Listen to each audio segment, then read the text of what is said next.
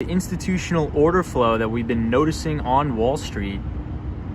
So we were going to be talking about that and more tonight on the stream, but it's going to be a pretty short one. It's only going to be about an hour. So we will get started.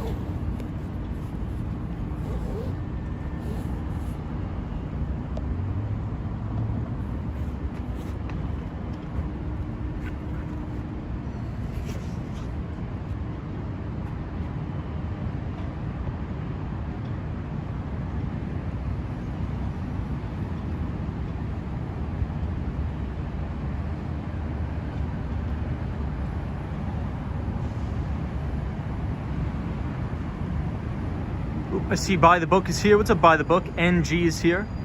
And George, what is going on, everybody? Hope you're well. I think we may be having a little bit of an issue with the comments here. Hold on one second. Sally's here. What's going on, Sally? Good to see you.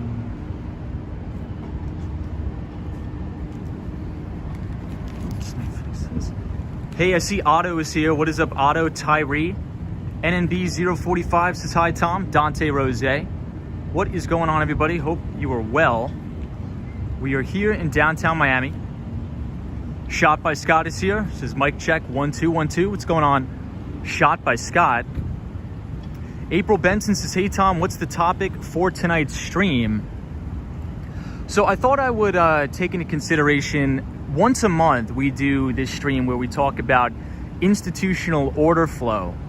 And the reason why I wanted to sort of talk about that is because I've been noticing something very interesting of the best performing mutual funds on Wall Street.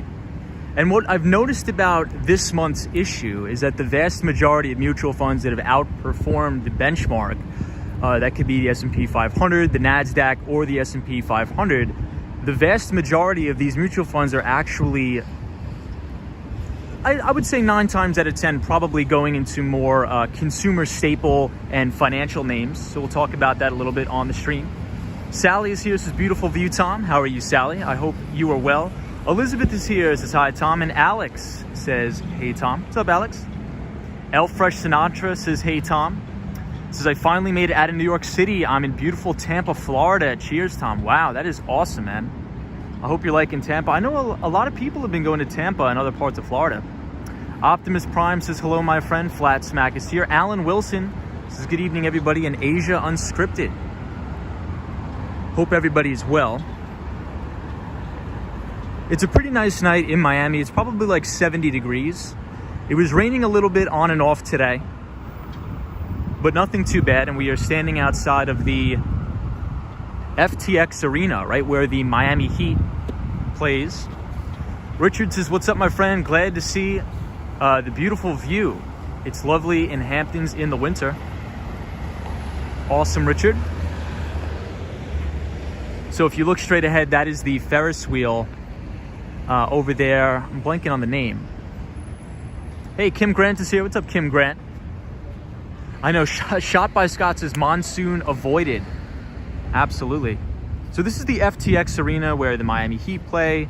Very, very notable attraction here in downtown Miami. Alex Grace saw your post. Can you get these newspapers outside of New York City? Yeah, you can get the Investors Business Daily newspaper anywhere in the world. Well, I shouldn't say anywhere in the world. Anywhere in the United States. If you go to a local gas station, a 7-Eleven, you will more than likely be able to find one without an issue. Kim Grant says, let's go to the Ferris wheel. Sure. What's up, Kim? Good to see you. Joshua Lopez says, hello, Tom. Hope you're doing well. This is Canada. It says Miami Walk, bro. What is going on? This is Canada. Hope you're well. Richard Tracy says, this is my favorite part of that view. The wheel reminds me of the shore and Nathan's hot dogs. Yeah, I guess it kind of does. I think you're right. So I've been seeing a lot of skateboarders come here. I guess they pick up a lot of speed here and do a lot of speed skating, which is kind of cool. Kevin Buffalo says, hi, Tom. And all great day in Buffalo. Bills just clinched the AFC East. Very cool. I'm not a big football fan, but that is awesome. So I'll give you guys one more look at the FTX Arena, and then we will head to Brickell tonight. Hey, QBiz is here. Says, hello, Tom. What's up, QBiz? Shot by Scott says, congrats, Kevin. Thanks to Miami. So I'm not even paying attention to football. So who is in, I guess, the, what is it called? The playoffs now? I actually have no idea, as embarrassing as that may sound. Hey, Kenneth says, Tom, do you have 2 live videos going on right now? One from New York City, and it's from the day. Yeah, so Kenneth, I think you make a good point. So for anybody who's curious about that, I'm beta testing a 24-hour live stream that will be streaming live all of my skateboarding videos from around Manhattan.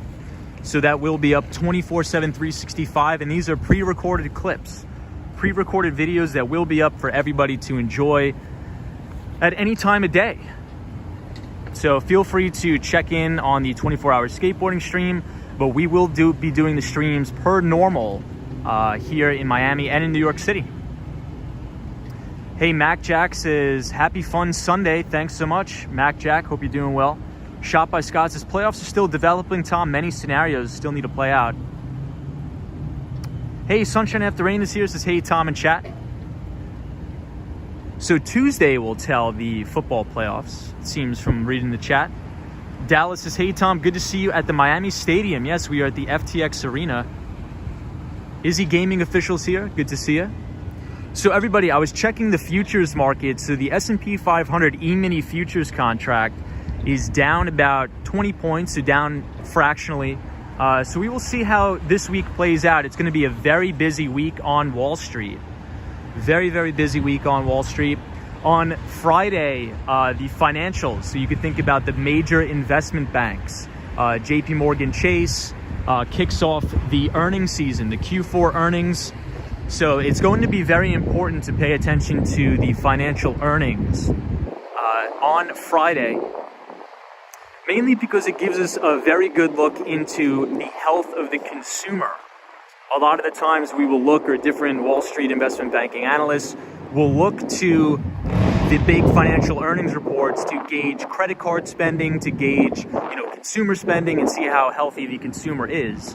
So we will keep an eye on that, and we will write about that more in the newsletter. Hey, Greg Davis says hello from Australia. What is going on, Greg? Audi R8 says hello, Tom. What is up, Audi R8? Good to see you. Karina Thompson is here. Says hello, Tom. Sunshine After Rain. Gerald Vincent says hi, Tom. Miami is looking nice. Good to see you. Optimus Prime says hello from another galaxy. Good to see you. And I see Jonathan Richards. What's up, Jonathan? Hope you are well, and RJ is here. Hope everybody has had a good weekend so far and enjoying your Sunday.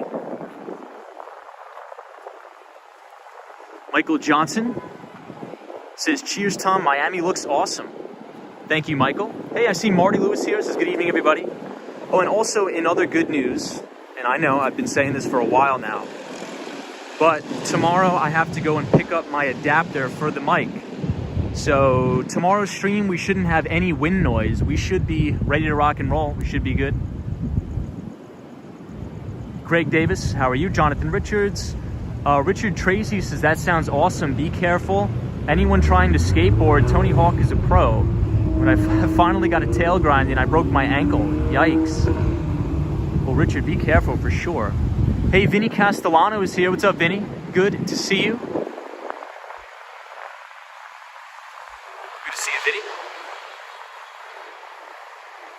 Vinny Castellano is joining us from Staten Island, New York, I believe.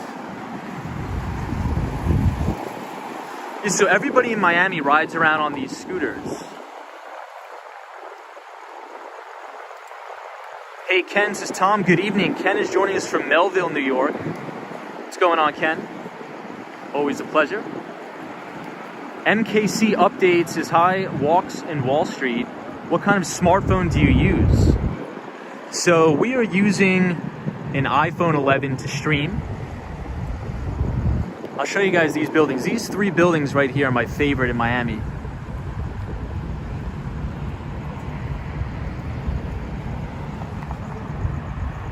Hey, Theresa says, Tom, how was your day? My day was really, really good. I hope your day was fantastic, and I hope you enjoyed your Sunday. Will P says, hey, happy Sunday. What's up, Will? Good to see you.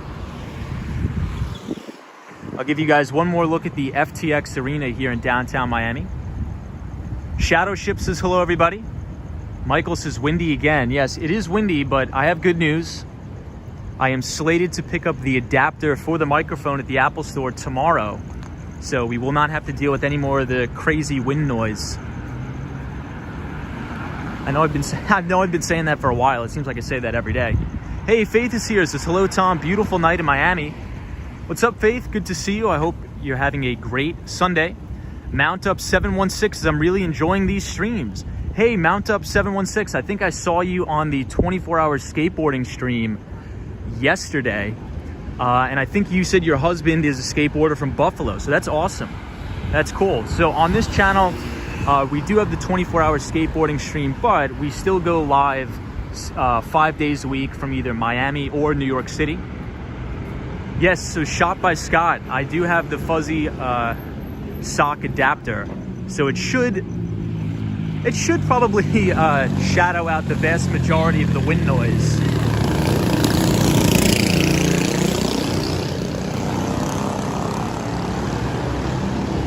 So this is the Freedom Tower here.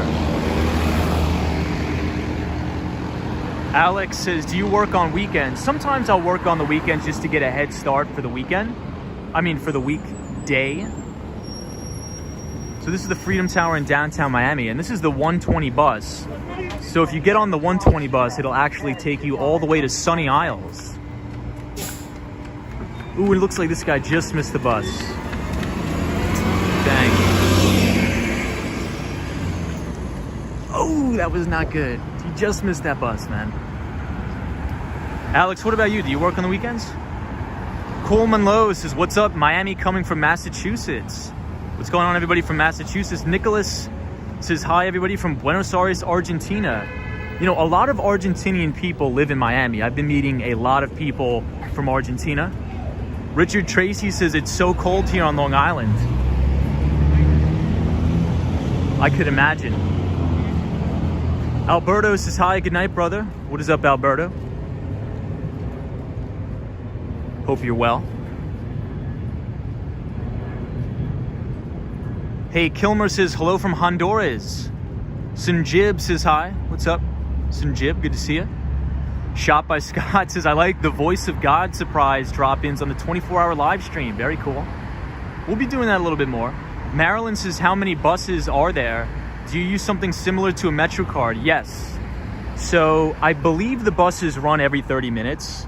I haven't had any problem, knock on wood, with any of the public transportation here in Miami. And that's the first thing I heard when I was coming here. Everybody was like, oh, you got to get a car, you got to buy a car or a moped because the public transportation is horrible. But in my opinion, I've been taking the bus every single day and I have not had a problem. So I have no negatives to say, but you know, I've only been here for a couple months, so things could change. Hey, I see my pal Penelope in the chat. What's up, Penelope? Penelope is joining us from the beautiful state of Tennessee. Welcome, Penelope. And we are approaching Bayside. So we're gonna do our usual loop on the stream. We'll do one loop around Bayside, but I wanna go to the Brickell today. I wanna go to Brickell. Irevis is here, says hello, Tom and everybody. What's up, Irevis? Hope you are well. Nicholas says, yeah, a lot of Argentinians choose Miami to live. I don't know why, but I think it's for the weather. Yeah, I think the weather, as well as there's a lot of Spanish speakers down here. So actually the vast majority of people in Miami speak Spanish. So sometimes I'll go into stores or delis or bodegas or whatever, and you actually have to try to speak Spanish here. So I think that's a positive of moving down here. I'm gonna get a lot of good practice in for my Spanish, which should be good.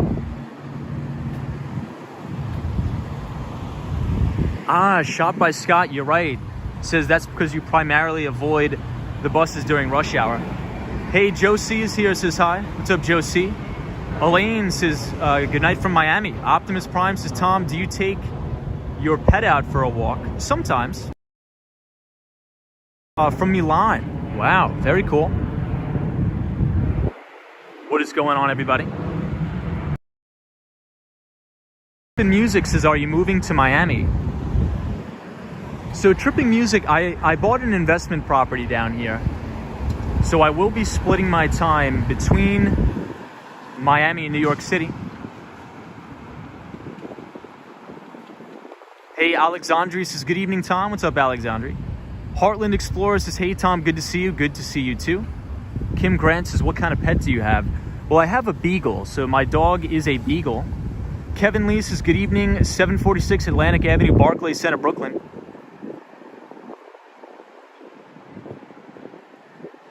Marilyn, good to see you. Joe C, good to see you. Roy S is here. Says, hi, Tom and Mods. Wishing you all a fantastic day. So does anybody know what this building is called? I think this is the Paramount building. Marilyn says, the ads are playing before the streams. Do you get paid when the ads are running? Yes, but it's like negligible. It's like no money at all. Kevin Lee says, are you going to watch the Super Bowl 56 in California? I probably won't go there, but maybe I'll turn it on the TV. Faith says, beagle is a cutie. What's his name? Ocho Cinco. So the dog, his name is Ocho Cinco. For the famous Chad Johnson Cincinnati Bengals football player, if anybody remembers him. Does anybody remember Ocho Cinco? He used to play for the Cincinnati Bengals. And he also had a very short stint playing for the, I believe it was the New England Patriots, actually. Hey, Santa Monica Rodriguez is here. What's up, Santa Monica Rodriguez? Always good to see you. Marilyn says, any New York style food places down there? There's a few, but the pizza's not as good. Alexandria says, beagles are adorable. I agree 100%. I agree with you 100%. Atomic Skittles, hey, it says, hey Tom, when are you going back to New York? So I have a couple meetings scheduled for the last week of January in Manhattan, but I'm trying to get them rescheduled to February because I really don't want to go back to New York in January. So we're just going to call it, it's looking like the last week of January, but I'm trying to reschedule some of those meetings. Kim Grant says, my cousin played for the Cincinnati Bengals. They drafted him. Very cool. That's awesome to have a professional athlete in the family. That's awesome. Jamie Massetti says, Chicago pizza and New York pizza. Definitely New York.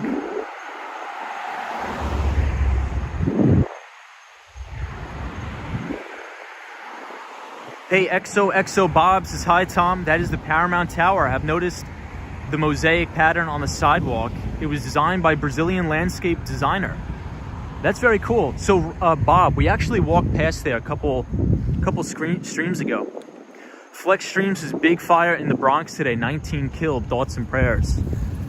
Yeah, somebody sent me the article today about the fire. That is just absolutely gut-wrenching. It's just really, really horrible.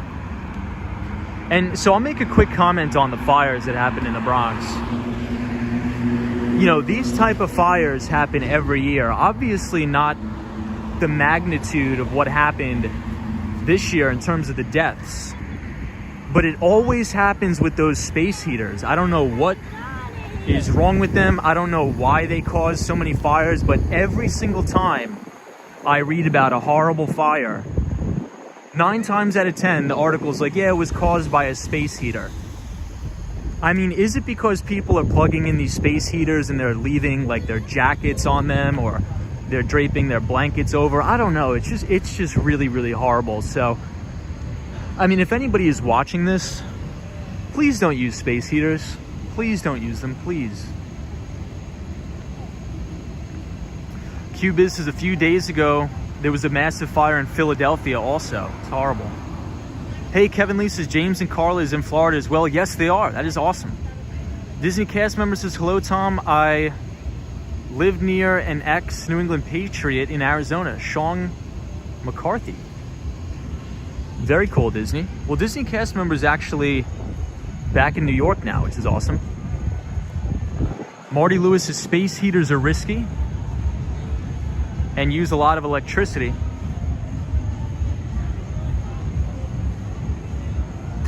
Yeah. Irevis says apartment fires and mobile home fires burn fast. It's really sad. Hey, Chris is here, says hi Tom. Robin Stevens II says good evening. Good evening, how are you?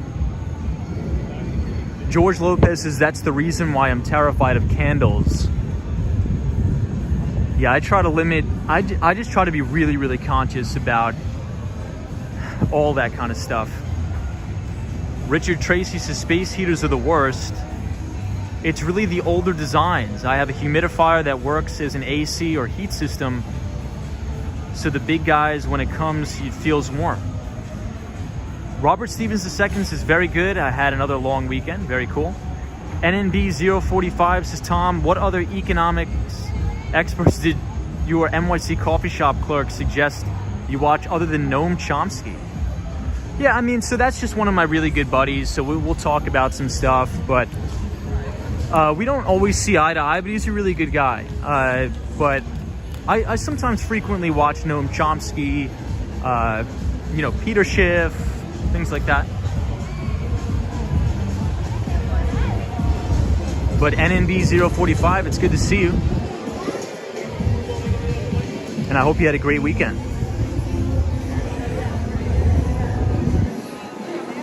We are going to be walking to Brickell today because Friday starts or marks the beginning of the earnings season on Wall Street. And as usual, the financials will be kicking off earnings season. We are going to be having all of the major investment banks on Wall Street report earnings starting Friday with JP Morgan Chase. So we will talk about that and more on the stream.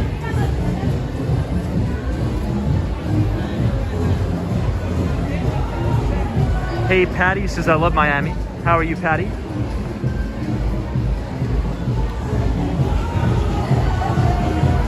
Hey, Michael says, long XLF. That's probably a good move. Optimus Prime. How are you? Patty Bentley says, I love Miami and New York. I think they're probably by far two of my favorite places is New York City and Miami, Florida. The best of both worlds. Reva says, do you eat more in Florida? I think probably about the same. I definitely eat more Cuban food. I ate at a nice Cuban restaurant again today in North Beach. Very good Cuban place. So if you ever visit Miami, you're gonna experience a lot of good Cuban food. Very good. Hey, Cat B says, hello, Tom and friends. What's up, Cat B? Good to see you. Roy S with the 5 guys. Good to see you, Roy. Ooh, look at all these parrots. Beautiful here. Wow. Look at the color on that thing.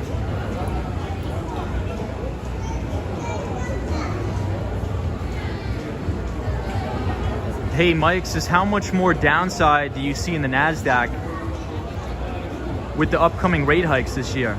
Yeah, so Mike, that has been something we've been talking about a lot. So in my opinion, and from a lot of the managers that I've been talking to, what I'm seeing is that Wall Street is pricing in all of these rate hikes. So I think we're experiencing what's called a taper tantrum, even though if we look at the Federal Reserve's balance sheet, the Federal Reserve's balance sheet is actually growing, it's expanding. And this is quite in the contrary of what Federal Reserve Chairman Jerome Powell is saying. Fed Chair Jerome Powell actually just last week came out once again and said that he is going to speed up the pace of the tapering. And essentially what tapering means is right now the Federal Reserve is buying, number one, U.S. Treasuries, and number two, mortgage-backed securities in order to provide liquidity and keep interest rates low. Because as we know, bond yields move in the inverse of bond prices. Right, so if you have everybody buying bonds, those yields are going to stay suppressed. So that's why we're seeing big tech-heavy NASDAQ stocks sell off, because a lot of the companies that are technology companies, a lot of their earnings are priced in the future. And when interest rates go up, the value of those earnings go down. The present value of those earnings, if that makes sense. So I think we're getting close to a bottom. But I think if we really want to know when the NASDAQ is going to bottom, we really need to pay attention to the ARK funds. And once those ARK funds stop selling off, we should be able to form some sort of a base. Cat B, I do have a pet.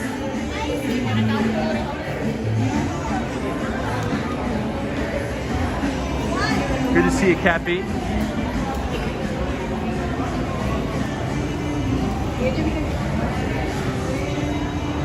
Hey, Andre, how are you? Good to see you, Andre. Hey, Jane says hello from Finland. Welcome everybody from Finland. Good to see you. Tom says alone or with a Fury. Dave in Maine says hi, Tom. What's up, Dave in Maine? Wow.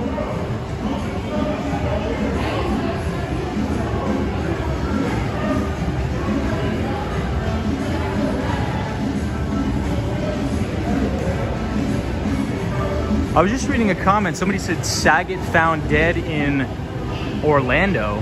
Are you talking about Bob Saget? Hey, somebody says hello from Brazil. Welcome from Brazil. Rajesh says hello from Trinidad and Tobago. Good to see you, Rajesh. Asia Unscripted says Florida is a free state, no restrictions. Well, we actually do have some restrictions here in Florida. It's a little bit of a mischaracterization when the media, says, I think the media is very polarizing. We do have restrictions here in Florida as well. XOXO Bob, is that true? So Cat B, my pet is a beagle. No way, Heartland Explorer, that is insane. Is that true, everybody? Did Bob Saget really pass away? I cannot confirm or deny that because I haven't had a chance to look. Yeah, maybe that's fake news. Let's not put around fake news in the chat.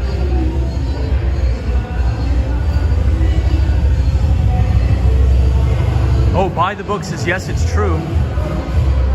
Wow. That is horrible. Man. So I remember Bob Saget from the Full House. That was one of my favorite shows. That's horrible. That is so horrible.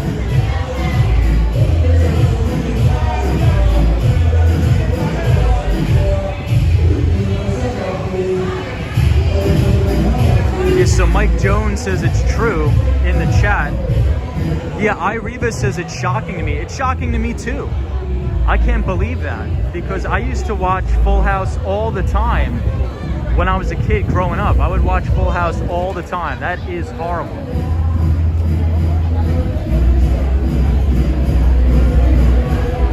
Yeah, Mac Jack says he was young. He was 65.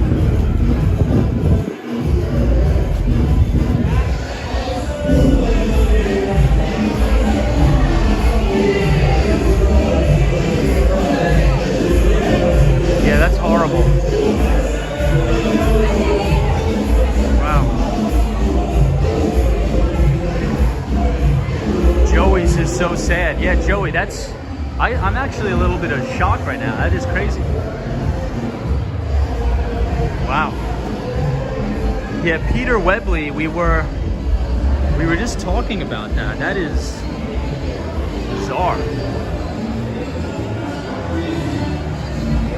Hey, Rob H says he had just tweeted after his show last night. He was loving stand-up again. Wow. That is crazy, isn't it? Well, I mean, rest in peace to Bob Saget. That is horrible. Yeah, JQ G says America's Funniest Home Videos. I remember him too from America's Funniest Home Videos. Alan Wilson says at least he... Wow. Wow, that's really bizarre. Yeah, Heartland Explorer says Bob Saget was a legend on America's Funniest Home Videos. And Full House as well. Hey, the Mighty Bull is here. What's up, Mighty Bull?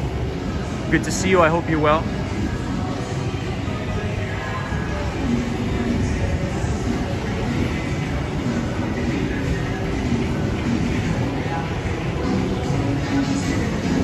Yeah, Mount Up 716 is Half Baked. It was very funny as well.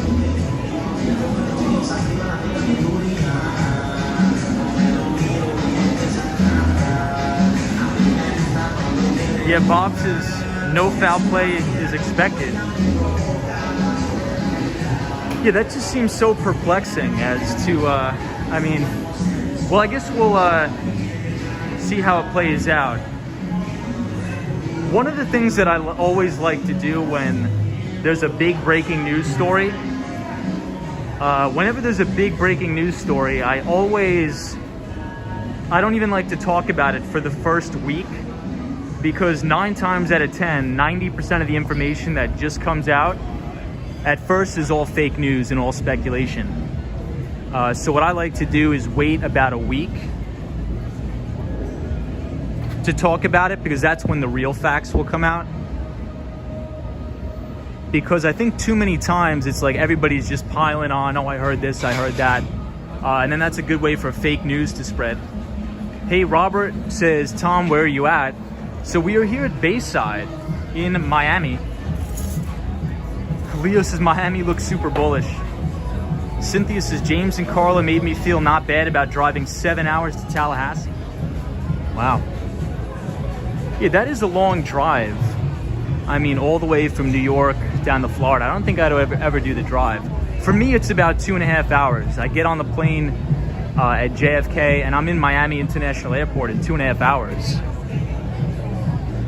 And then again, I mean, the flight's only $59. It probably costs more to drive, as crazy as that may seem. But yeah, this is the Bayside Mall here.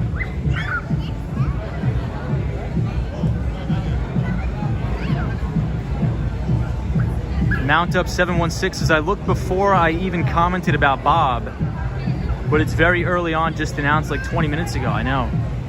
Yeah, Faith says, my heart breaks for the people in Bronx, New York too. Yeah, there was a horrible, horrible fire, Faith, that we were just talking about it a little bit in the Bronx. That was unfortunately started by a space heater. And it always seems every year that these fires are started by space heaters. It's really, really horrible. So just a tragic, tragic event that happened in the Bronx. I believe almost, I think it was 19 people that unfortunately passed away. So it's terrible. Hey, Marie O is here, says hello, Tom and Chad. How are you, Marie O? Penelope says agreed, give some condolences and respect. I agree with you. Richard Tracy says, yeah, the news is bad in the Bronx. Many people passed away. Rob H says Orange County Sheriff Office statement says no drugs, no foul play. Yeah, I mean, I usually like to wait a week, so I probably won't even look at any of the news until about a week goes by.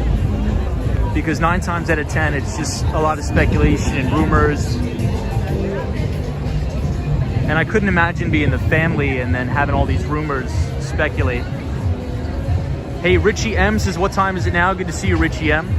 I think it's about 8 o'clock at night, but I'm not sure. I don't know what time it is. Cosmo Scary is here, says, what's up? Boss walks in Wall Street. What's going on, Cosmo? Hope you're well. Happy Sunday, Cosmo. The Catman Games is here. What's up, Catman Games? Rex A says he had just started a new 2022 stand-up tour in Orlando, Florida. NNB045 says, Tom, what's on the horizon with the guitar? So I believe this is the Hard Rock Cafe here in Miami. So there's a Hard Rock Cafe and mainly really every tourist attraction area. We have one right here in downtown Miami too. Michael says this is going to be a late night vlog.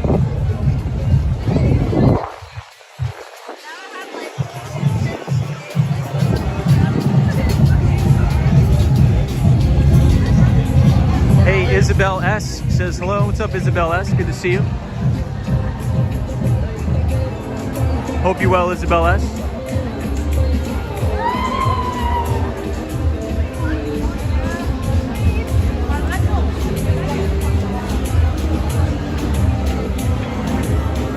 Hey, David Jones says, does anybody know how long it takes to walk to Met Stadium from the subway? So Dave Jones, you could take the 7 train directly to Mets Willis Point, and it gets you off right in front of the stadium, so you don't have to walk at all. You don't have to walk at all. You just take the 7 train right from Grand Central, and you will be fine. Hey, Christian's here. What's up, Christian?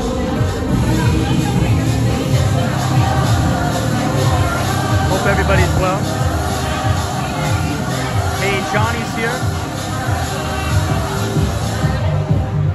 How are you, Johnny? Marty Lewis says City Field. Yeah, I believe you could take the 7 train directly there, because oftentimes I would take the 7 train to Flushing Main Street.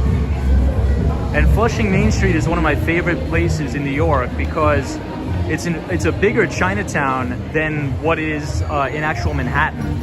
There's a lot more places to eat, more people. It's a really, really fun time if you have time. Hey, Robert Stevens II is watching live from Ghana. Hey, that's awesome. Welcome everybody from Ghana.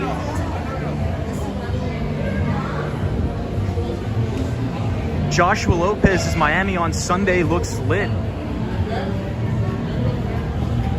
Yeah, usually there's not this many people, but you know, we usually are streaming later at night, so maybe that's why there's a little bit more people today. Sammy Pay says, hi Tom, can you stop by Brickell Mall?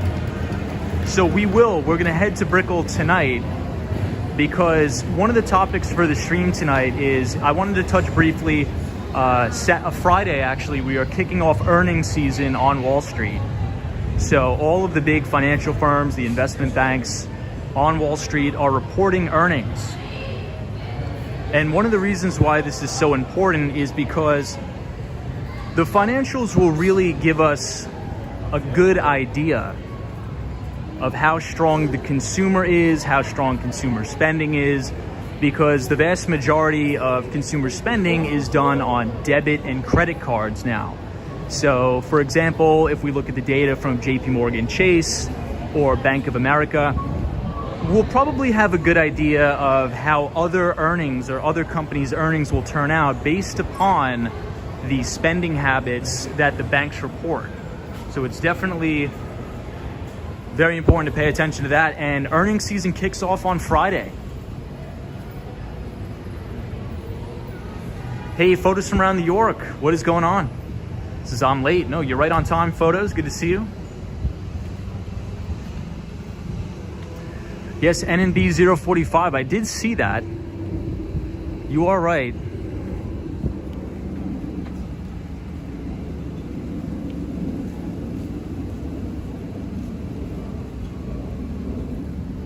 Cosmo.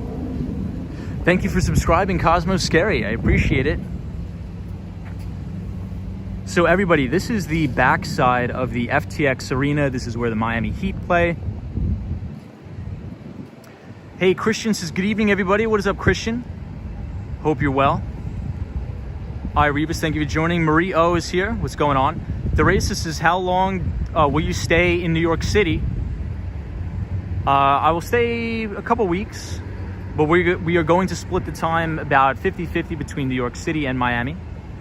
Hey, the Swan is here. Good to see you, the Swan. The Swan is our moderator from Ireland. Good to see you. Marilyn says, time to subscribe if you haven't. Appreciate it. Alan Wilson says, have you been upstairs to the food court? There used to be a bunch of interesting stuff up there. So we're gonna have to check it out. We'll check it out tonight.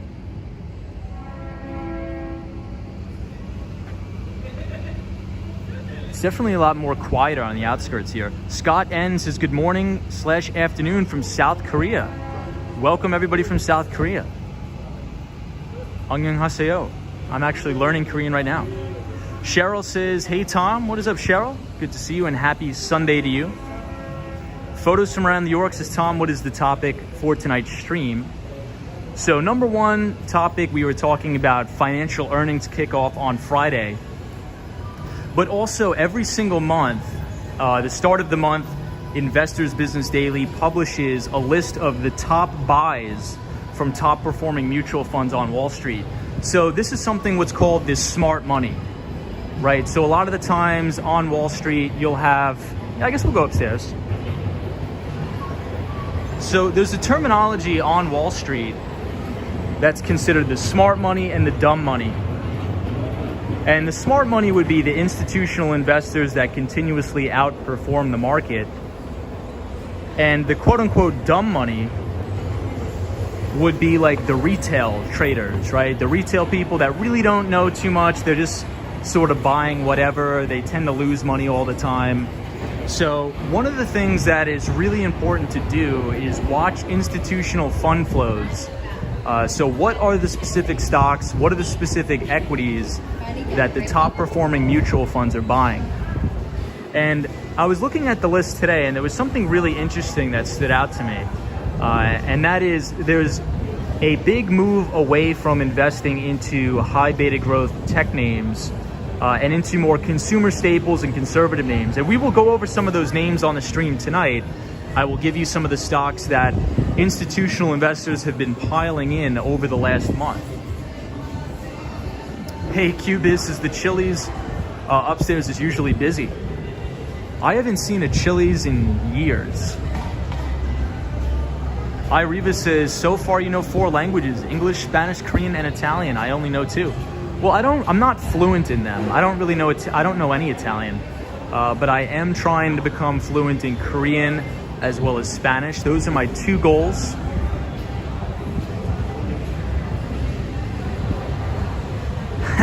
NNB045 is asking for an office stream. Maybe one day we'll do that. We'll definitely think about it for sure. Yes, Scott says, no, Bob says, who goes to Miami to eat Chili's? Well, here we are right here at the Chili's. Hey, Rock Band 5 Million says, Tom, where did you end up eating tonight? So we ended up eating at a Cuban restaurant, I believe called Sazon in North Beach, Miami. And it's one of my favorite Cuban restaurants. And I believe I got ropa vieja. At least I hope I'm pronouncing that right. George says, do you know anyone famous European broker? I do not. Hey, Robert Wiley, this is nice. 75 degrees in Miami. Photos from around New York says, I will be making some hot chocolate, so cold. Hey, Marjan Worldwide is here. What's up, Marjan Worldwide? Good to see you.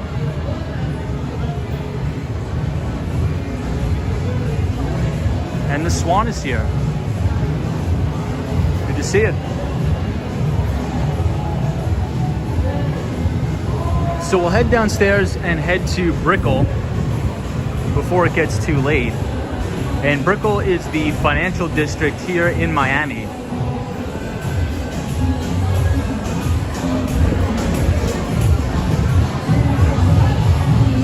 And this is Bayside. Hey, Disney Matt says hello. Is this the Bayside Market? Yes, this is Bayside Market, but we are going to be walking to Brickell tonight. Kevin Sunderland says, hey Tom, does the tech route continue? So Kevin, good to see you.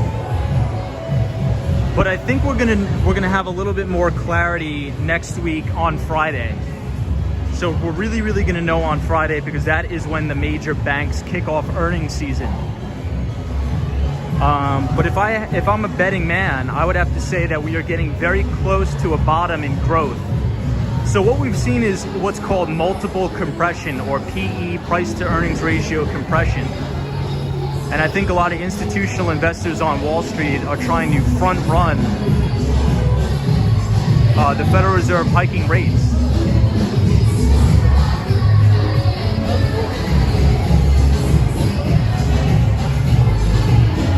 Cosmo Scary says Miami is like a different country.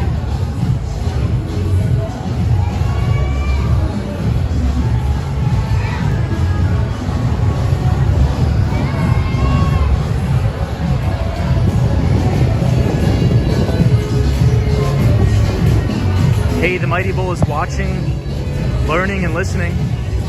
Good to see you, the Mighty Bull. I hope you're having a fantastic weekend.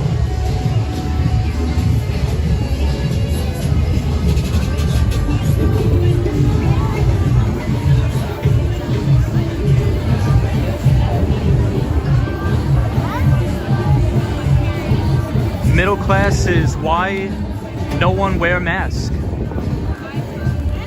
Well, I think this is an outdoor setting.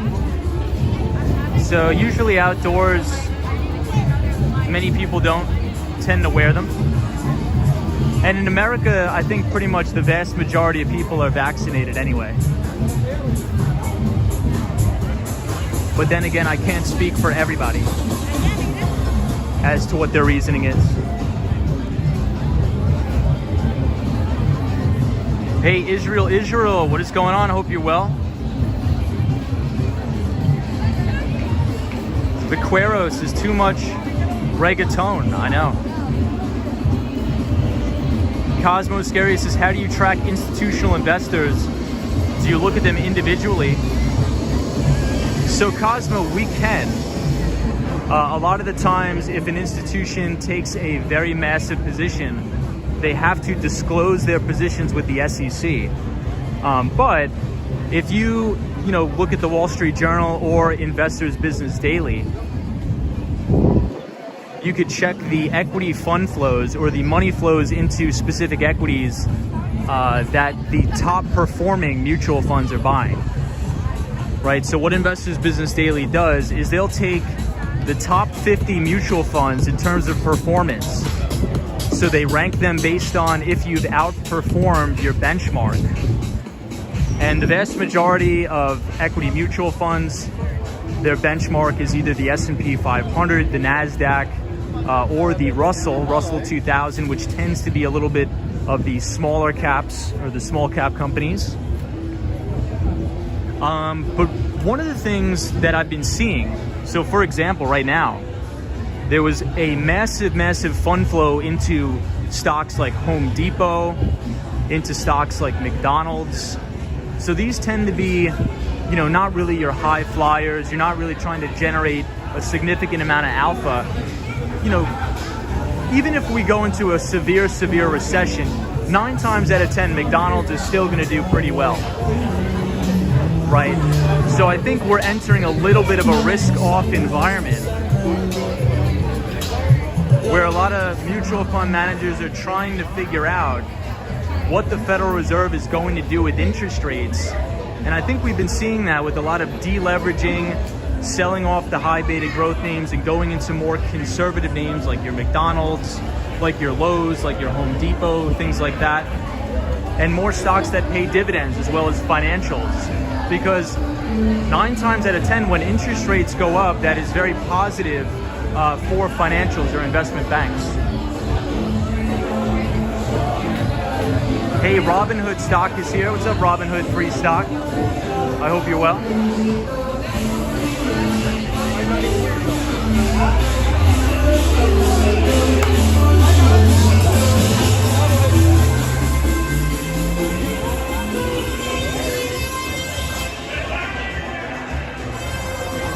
NNB045 says, Tom, have you ever tried surfing in Florida? I have not. No surfing yet.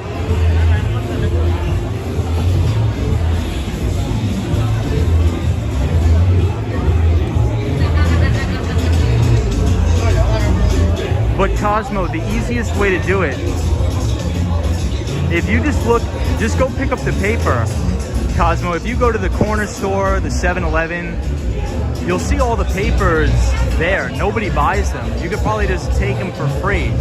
They're probably not even going to charge you.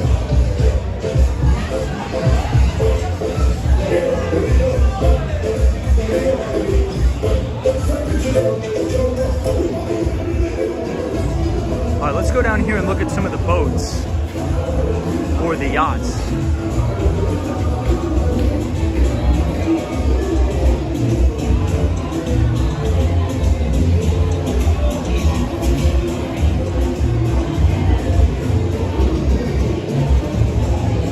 So I always like taking a walk down here because the view is phenomenal and we can look at some of the yachts.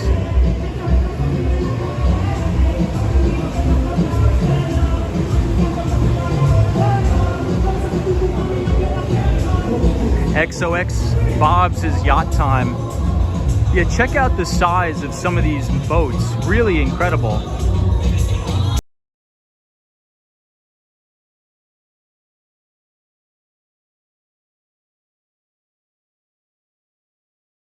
Freedom Tower. Yeah, we have a nice view of the Freedom Tower here, as well as the entire downtown Miami skyline. So this one right here is the Paramount building, right here. Hey, Dutchman is here, says Yachts, the Big Bucks Vehicles. What's up, Dutchman? Buy the Books as well. What's up, Buy the Book? Mac914 says, hi, Tom. Everybody, Happy New Year from Tokyo. Wow. Happy New Year to all of our friends in Tokyo, Japan. Homer Sanchez says, try the Ferris wheel. We may try it one day. Buy the Book says, I love these Miami walks. So fun to see the locals. Thank you, Buy the Book.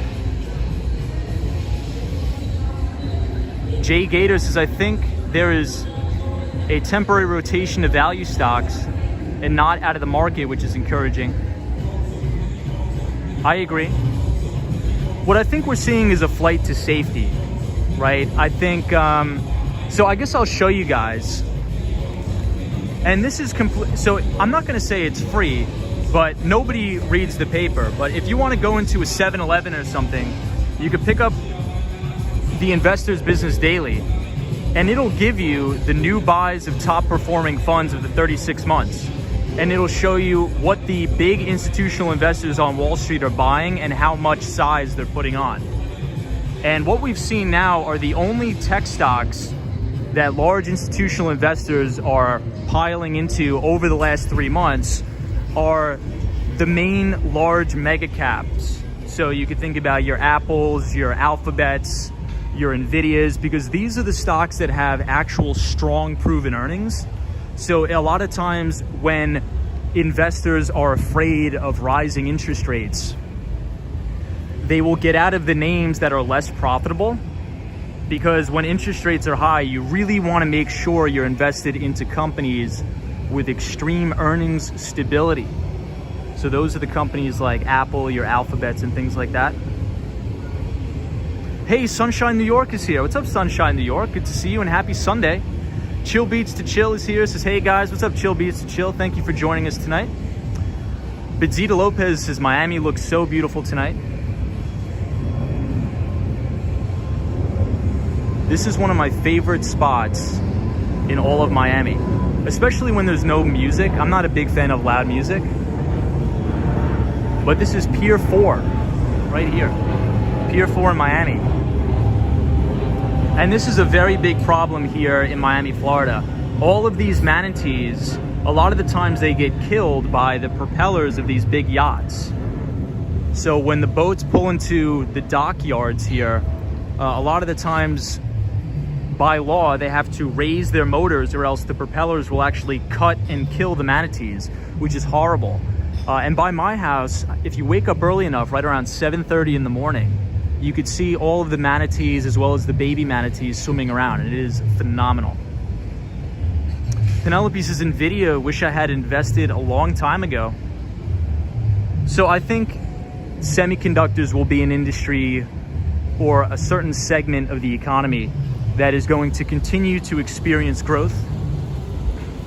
David Jones says, is that salt water? It is salt water. Yeah, Bob says was that 1,000 manatees, did you say?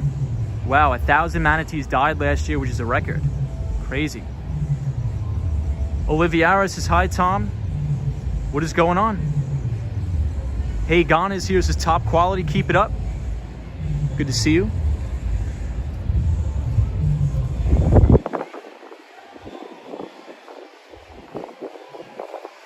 And so this is the very backside of the Hard Rock Cafe. It's a beautiful night out here. Not too humid, not too hot. Michael says, we're not saving the manatees here, guys, from Boiler Room. Faith is here, says, beautiful views. Good to see you, Faith. Sammy says, wow, magical Tom. Hello, Miami.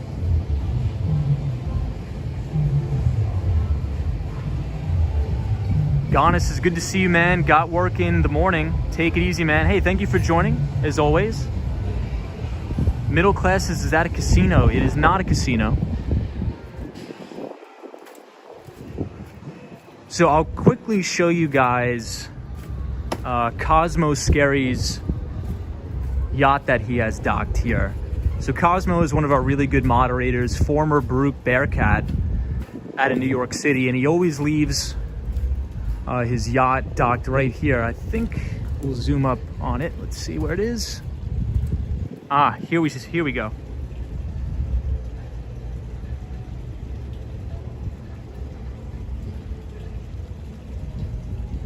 I'm trying to, all you got to do is just find the biggest one, and then that's Cosmo's.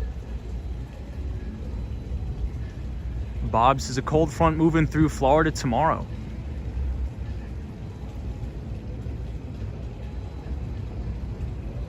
Cynthia Martinez says, Miami is nice if you not used to being around so many white people. Interesting. Interesting. Hey, EBITDA is here, says, great view. What is up, EBITDA?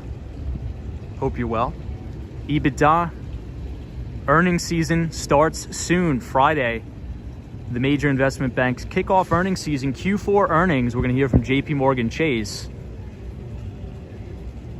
And one of the reasons it's extremely important to really pay attention to the financial earnings is because, for me, I like to look at the credit card data, because the vast majority of people, they purchase things on their credit cards and debit cards. So if we can pay attention to Bank of America earnings, JP Morgan earnings, and Citi, we can sort of understand what, Target's earnings are going to be, Home Depot, a lot of the consumer staples. So, and we could really see the health of the consumer. So that's why earnings season for the financials is so critically important. Hey, Chuck. What's going on, Chuck? Andy says, nice weather in Miami. What's up, Andy? James Davidson says, hi, Tom. What's going on, James? So everybody, we will head out to Brickell now.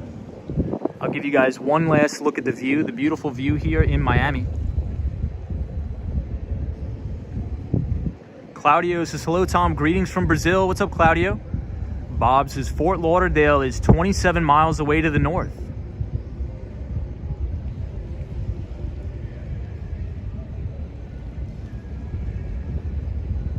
NNB 045 says, banks should make an effort to lower merchant card fees. They are unfair to merchants. Yeah, well, I think the big investment banks are all about making a profit. They're not all about being fair. But I definitely do see what you're saying. There's actually been a little bit of a ruckus with Amazon lately.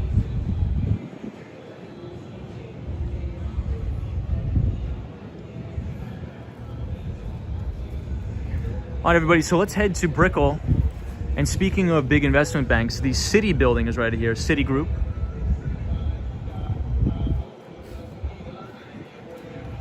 Somebody says, how much is your rent in Miami? So I don't rent, I own a piece of property here in Miami, but I could rent it out for about $2,700 a month. If I rented out the entire place, it would go for about $2,700.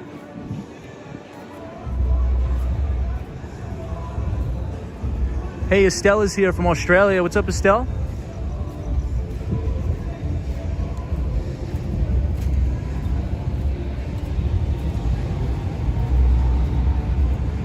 I guess we'll just say this one is Cosmos. This big one is Cosmos, and right behind it is Sunshine New York's.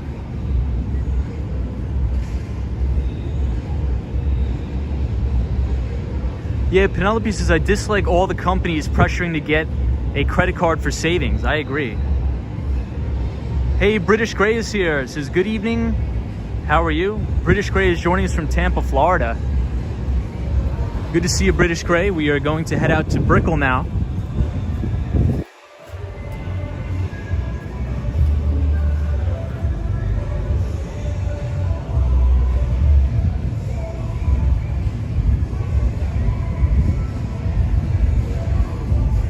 John says, party on Cosmos yacht. Xavier says, great learning, Tom. Keep it up. Hey, thank you, Xavier. I appreciate it. Ooh, everybody. Yeah, this one right here. So this looks like Sunshine New York's right here. Beautiful yacht.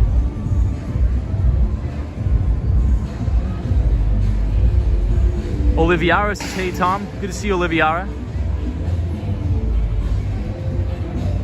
So does anybody remember the Miami stream we did a couple weeks ago where we saw that crazy yacht with the helicopter on top? That one was insane. That one was really, really crazy. Rosabelle, how are you? Heartland Explorer says, how far are you from the Hard Rock Stadium? Just curious. I'm actually not sure about that.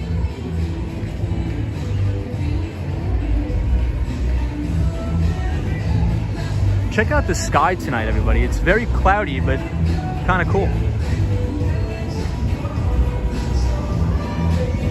Look at this plane going in and out of the clouds.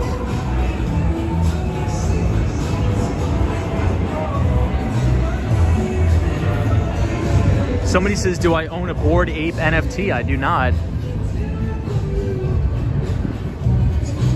I wish I did.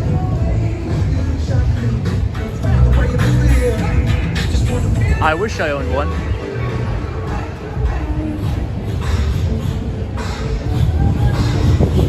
All right, we will head out to Brickell. Photos from around New York, says Tom, which one is yours? I don't have one. I'm just, Cosmo's letting me borrow his. Hey, Horatio Snipes. How are you, Horatio? Good to see you. Hope you're well.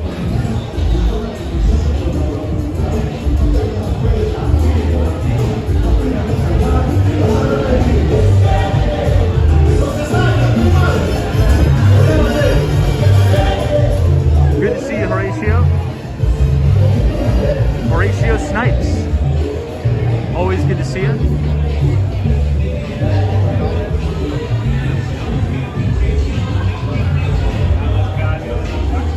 The Swan is here. Hey, Swan. Hope everything is going well in Ireland. San Miguel, welcome to the stream. San Miguel, we were just talking about institutional order flow. So a lot of money has been moving into Home Depot, McDonald's, JP Morgan, Morgan Stanley, also a lot of the broker dealers too. Charles Schwab saw a lot of fund flows going into Charles Schwab.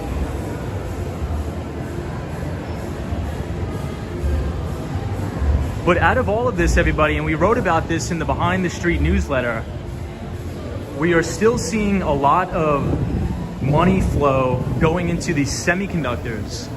So NVIDIA, Taiwan Semiconductor, is seeing a lot of money moving into semis. So I think semiconductors are a great place to be.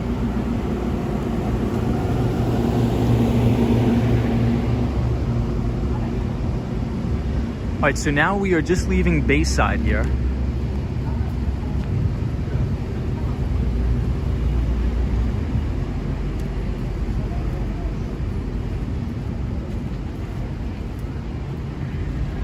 San Miguel says semiconductors on fire these days. Yeah, I mean, my bold thesis on semiconductors is that if we look at the advancement in technology over the next 5 years, every single major technological breakthrough requires a significant amount of semiconductors. You know, for example, we are having a crazy push towards electric vehicles. So in just one electric vehicle, not a lot of people know this, in one electric vehicle, there's over 2,000 chips in one vehicle. Think about that, for one EV, as opposed to a non-EV has about 850 chipsets in there. So just the demand from the electric vehicle market alone should really juice the returns of the semiconductor sector. I think you're going to see a lot of new innovation, a lot more faster performance, and additional use cases as well. So the total addressable market will continue to grow in my view. Hey, Claudio's here, says I like Miami weather, warm like Brazil. Welcome from Brazil. Frank is here, says hi there, how are we doing? Miami is looking absolutely beautiful. Viquero says his money moving to cloud service companies. So I think over the long term, money will continue to flow to tech companies. But over the past couple months, we've actually been seeing an outflow of money from very high beta growth stocks. And the only tech companies that are seeing net inflows are such as all the semiconductors, Alphabet, Microsoft, as well as Apple. I think Apple almost saw $1 billion worth of new institutional buying just last quarter or last month.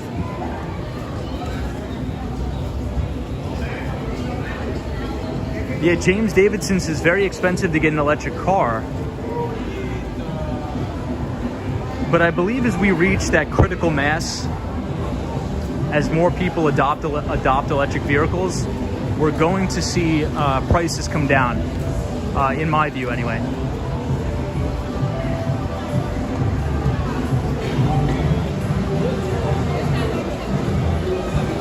John Jr. says, what advice do you have for when to sell a stock with profit, not for a stop loss? So I think it just depends on what your outlook is. So for me, if I'm running an actively managed long-short portfolio, which I tend to do in my Interactive Brokers account, if I buy a new position and it drops 7%, I automatically sell the position. Automatically.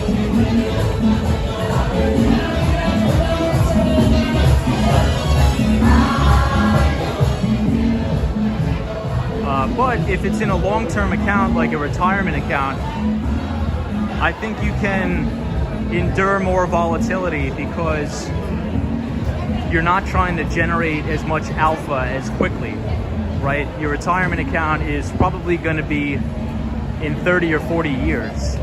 You know, let's actually exit this way. There's a faster exit here and a better path to go to Brickell.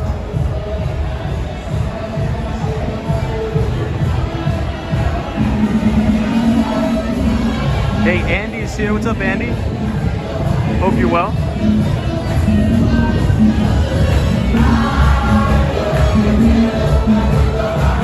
San Miguel says that's Cuban music.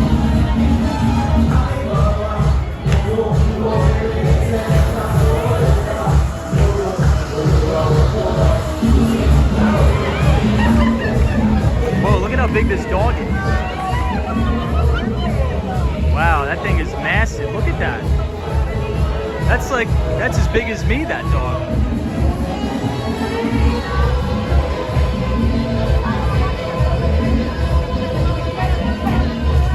Wow, look at that. So, there you go.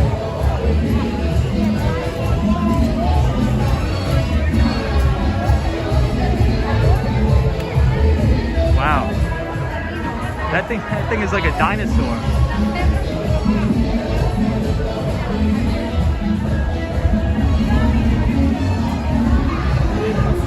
Yeah, I think you're right, Sunshine. Yeah, I think it was like a Great Dane or something. That thing was massive. All right, so we will exit here. We're gonna head to Brickell tonight.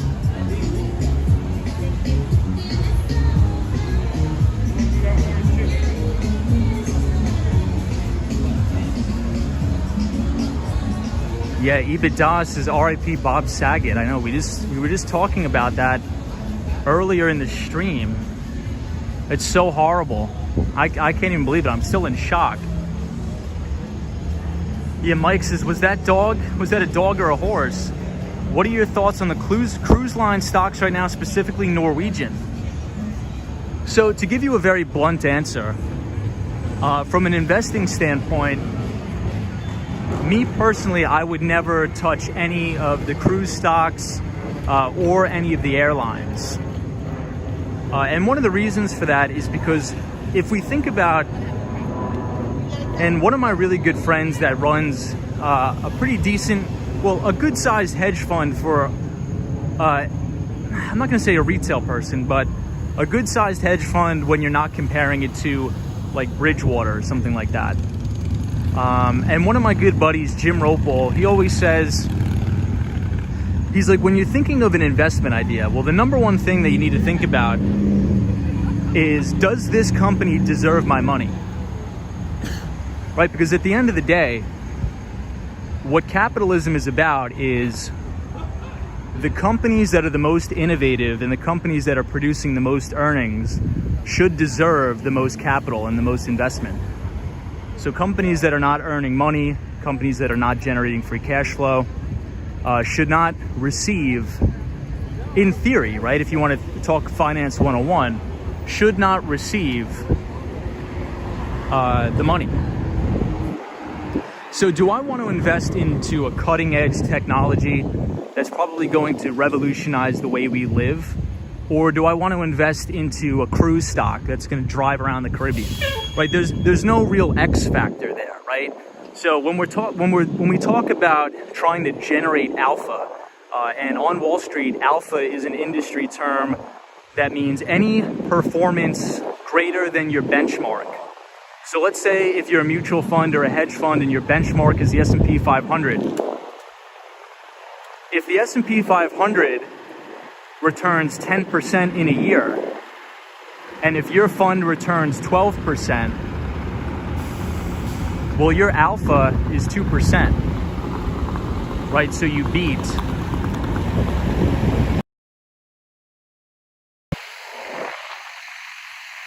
Apologize for the wind. So to answer your question, I would never invest in these companies because there's really no innovation there, right? Why would I buy American Airlines? There's no X factor, right? But if I buy something like Tesla, now I have upside. If I buy something like Nvidia, now I have innovation and upside. So that's just the way I think about it. But, I could be wrong, but that's just the way I think about it.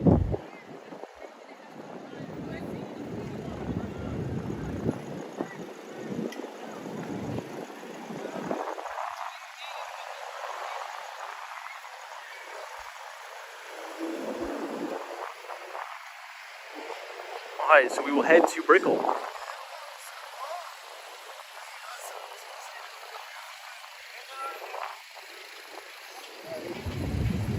Hey Faith, good to see you.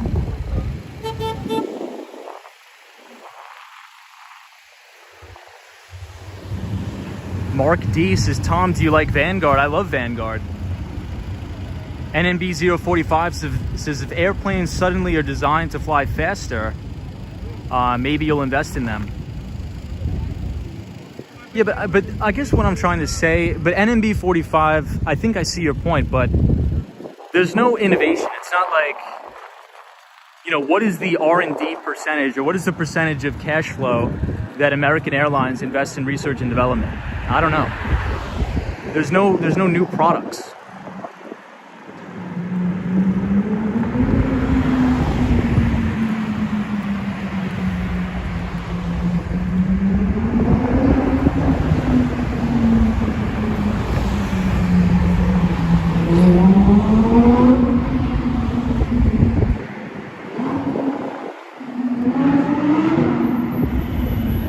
Michael says short AA. All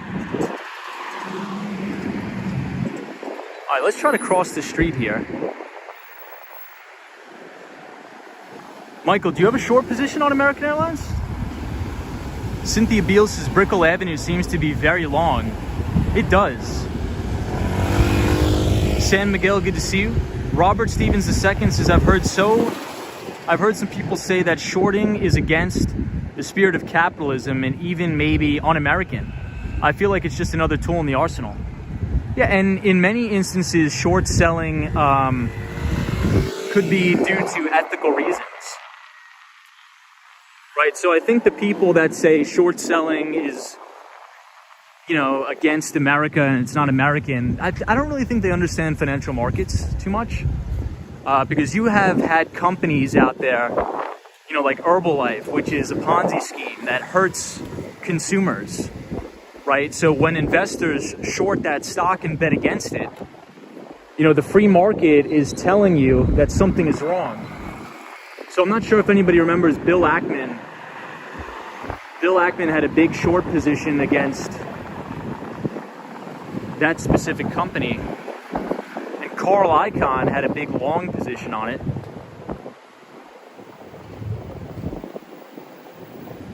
And that company is a Ponzi scheme or a pyramid scheme. Dutchman says, Tom, what's your take on Fidelity managing your investments? Well, I think Fidelity is a very reputable company, and I think they manage the most 401k retirement benefit packages. EBITDA says people short companies that are fraudulent or overvalued. It is literally the free market working at its best. Yeah, EBITDA, I agree with you 100%. I agree with you wholeheartedly there. The free market will warn people if something doesn't look good.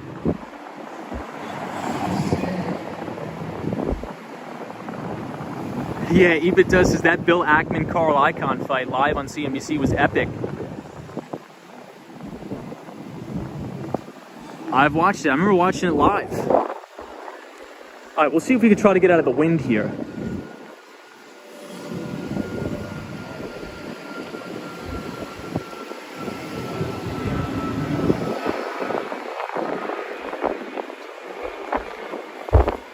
I think there should be reasonable restrictions on short selling. James Davidson says, beautiful night in Miami. Thank you, Dave. Or thank you, James Davidson. Appreciate it.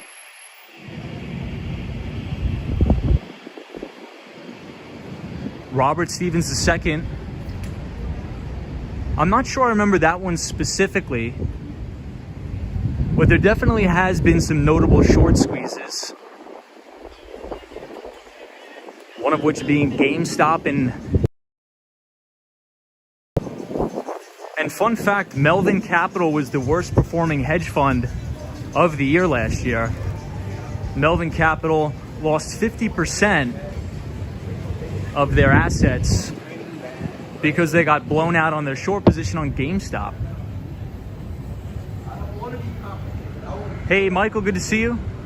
Says, I love a good Rick Santelli rant every once in a while.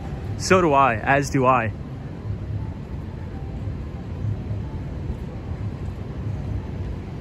So I think my favorite Rick Santelli rant, Michael, was in 2008. Do you remember that Rick Santelli rant in 2008?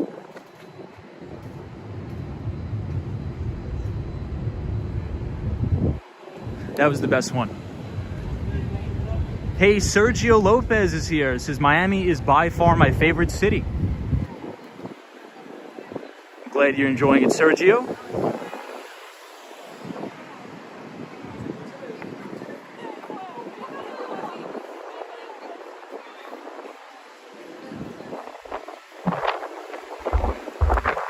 Windy night.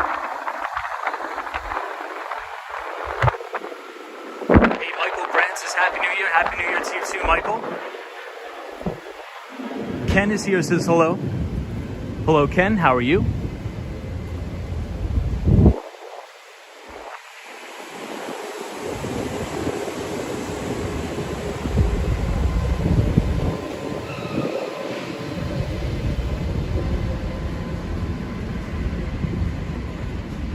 All right, so we're gonna make a left over here.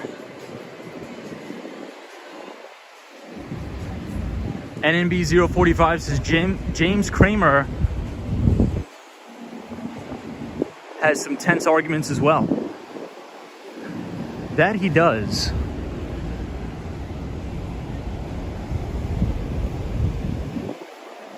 Jim Kramer has had some horrible takes recently, though. I think Jim Kramer's losing it a little bit. He's had some terrible takes. Oh man, I think it's gonna take us all the way around.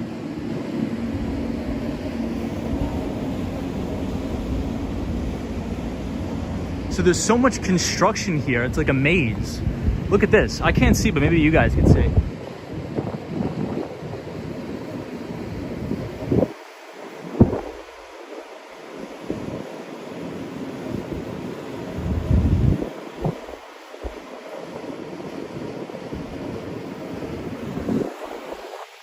We're gonna have to go all the way around. They're ripping up the entire road. Yeah, Obama says, yep, Jim Kramer is nuts.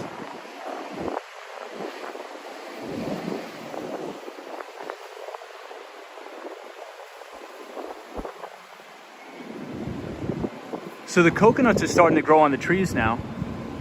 Alan Wilson says these restaurants emptied out early. The action seems to be all over Bayside. Well, anytime you're in downtown Miami on a Sunday night, downtown Miami is not really busy ever on Sunday night. Usually it's more like residential, people live here, there's office buildings. Where we were yesterday has a ton of people.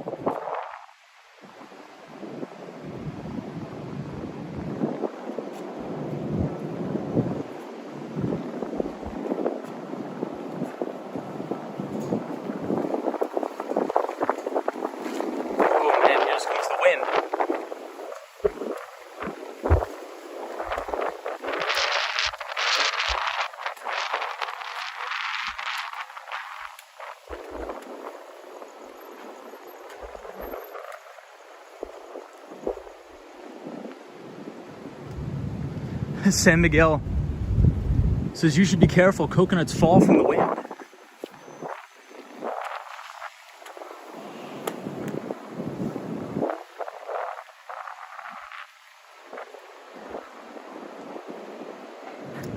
Faith says, Tom, how can I get Peter Lynch article to pop up? Am I saying his name wrong? No, Peter Lynch, yeah, that is right. Peter Lynch is his name. But I'm not sure we have a link to a Peter Lynch article. There's a couple books that I recommend by Peter Lynch, but that's about it. One Up on Wall Street is one of the greatest investment books ever written by Peter Lynch. And Peter Lynch was the former portfolio manager for Fidelity's Magellan Fund. Fidelity's Magellan Fund was one of the top performing mutual funds of all time when Peter Lynch used to run the fund.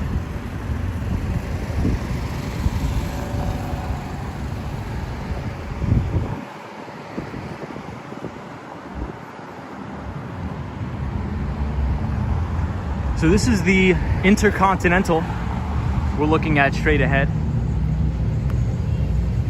Ah, there we go, Faith. So the Nightbot dropped a free audiobook. If anybody wants a free audiobook of One Up on Wall Street, feel free to look in the chat. Middle Class says, can you ride the scooters on the sidewalk? So you can. So all of the scooters are like rental scooters. So you could think about Uber, but for scooters.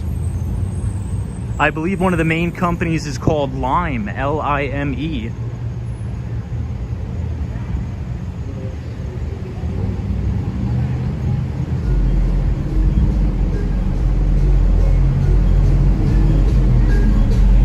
So I want to show you guys this very notable building that's coming up here right in front of us, and it's the Aston Martin building.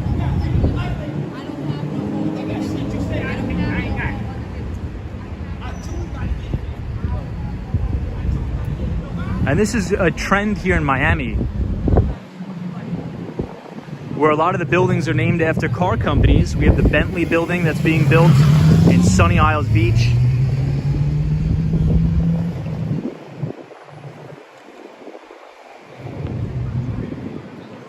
try to cross the street here. Southeast Financial Center.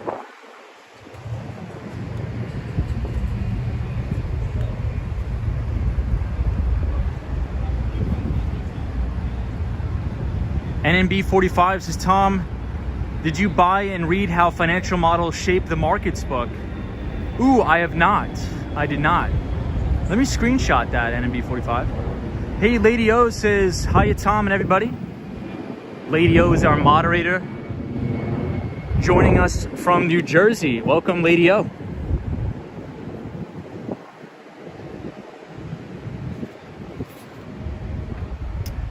Robert Stevens II says, last stream you said just a few years ago, crypto assets. Why do you think that was? Well, I think that, Wall Street was a little bit behind the curve in the cryptocurrencies market. But if you look at a lot of Morgan Stanley strategists, Goldman Sachs, in their high net worth individuals asset management segment, they're actually recommending up to a 1 or 2% weighting in their portfolio to Bitcoin or Ethereum. And I think that's going to continue to grow.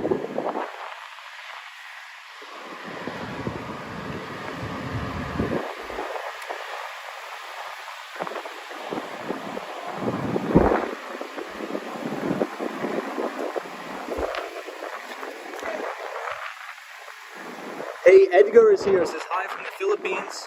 Welcome, Edgar. Good to see you.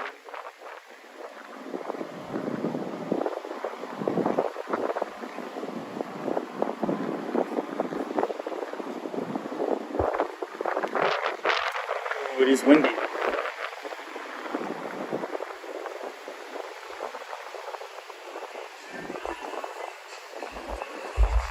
Somebody says,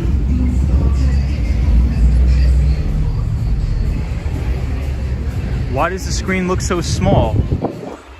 I'm not sure. Let me see.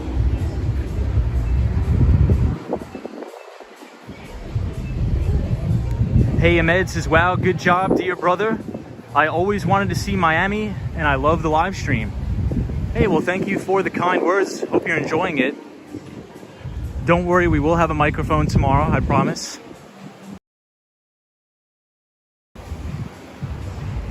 So this is the brand new Aston Martin Residences right here in downtown Miami. It's 300 Biscayne Boulevard Way. And it has not completed construction yet, but it will be finished pretty soon.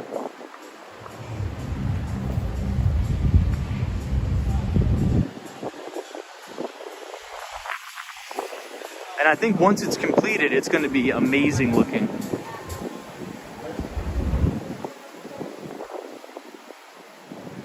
Santo A says, great view across the street.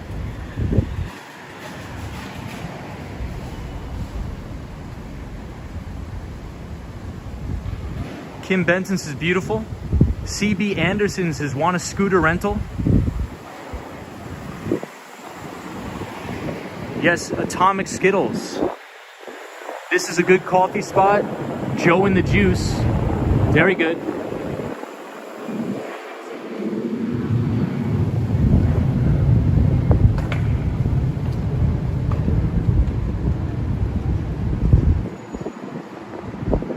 Bob says Aston Martin Tower has topped out and is Miami's second tallest building. Is it really? It actually doesn't look that tall, surprisingly. It just looks very unique. It's a very unique style building. Hey, Tony is here. Says hi, my friend. Greetings from beautiful Sydney, Australia. Wow. Welcome everybody from Sydney.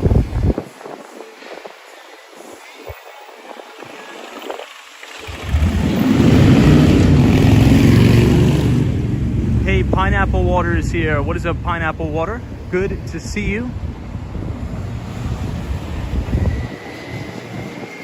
Pineapple Water says, I wonder how much the developer had to pay for the rights to naming Mr. Bond's car.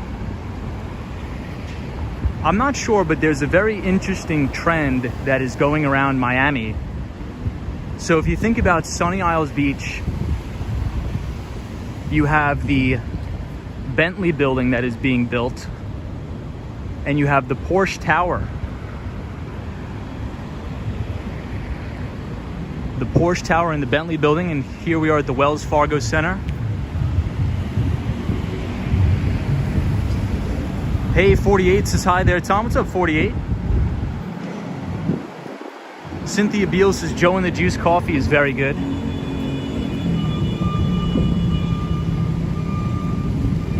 Yeah, they do have a couple locations in New York City, they do. I actually used to work right next to one outside of the Deutsche Bank. Oh, speaking of Tesla, here's a Tesla right here. So Tesla actually beat their numbers on deliverables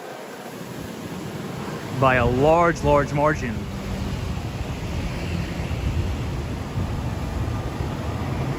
Yeah, Robert Stevens III, or the second, says, have you seen the recent Twitter accounts that follow Pelosi's trades? We have, and we actually were talking about that on the streams.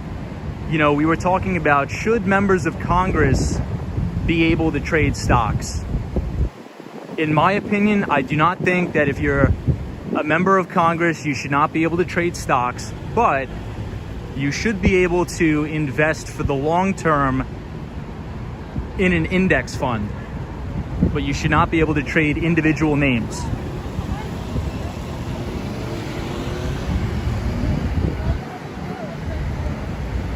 Hey, Kel Sonic says the penthouse HOA is $20,000 per month. Oh my God, man. I don't know how people afford that. That is insane. Hey, Jordan LeBeau says, hey, Thomas, how are you? What is up, Jordan? I'm doing very well. Photos from around New York says, shouldn't Congress members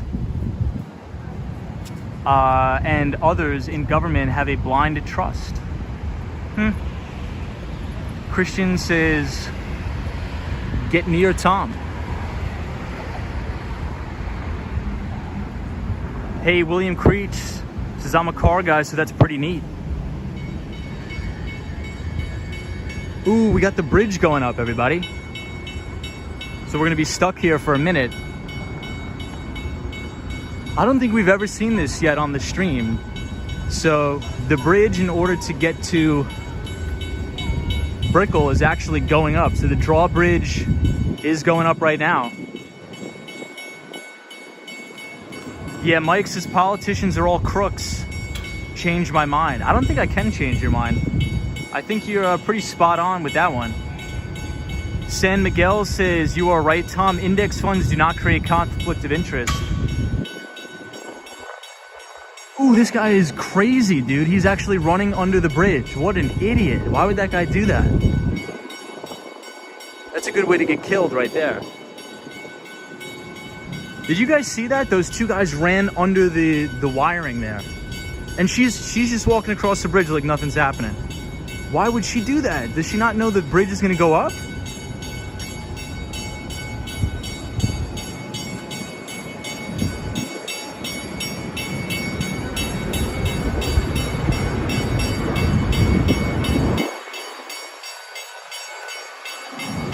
Oh, maybe we can walk under this, but we have to stop here. Okay, copy that, 10-4. I thought she was just moseying around and about to walk right off the bridge.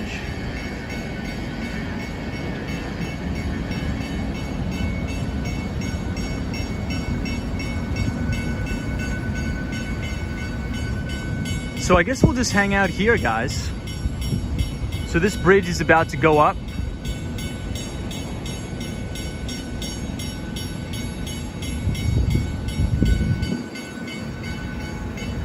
And this is the Bank of America Tower right here in Brickell, which is the Wall Street of Southern Florida.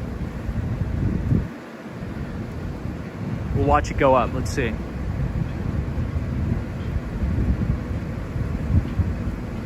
NMB 045 says, still sounds like you're new to Miami. I am, 2 months in. Hey, Talvish is here. He says, hey Tom, how are you? I'm doing really good, Talvish. Middle class says salaries cheaper in Miami. Or salaries lower, maybe you mean. Ooh, check this out. Here we go, we got the Drawbridge going up, everyone.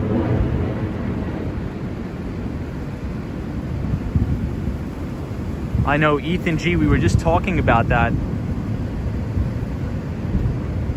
So the Drawbridge is going up here in Miami, Florida. Let's see, you know what, let's check out the massive yacht that's actually going to go through this. Let's check it out.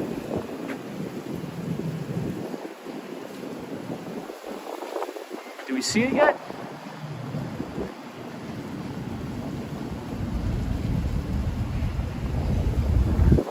The swan, funny. So let's see if we can see the boat. Let's see.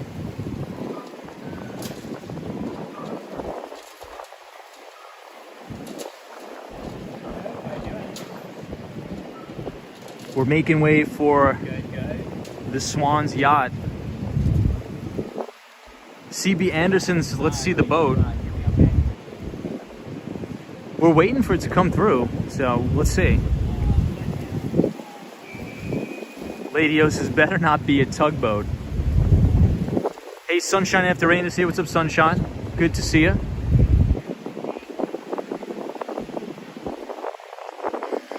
So everybody, I'm going to try to stream when it's light out. I want to make that my new goal. I don't want to stream anymore when it's really, really dark. Oh, here it is. Here it is, everybody. Really, they had to open the boat for that? I mean, it's still a massive yacht, but...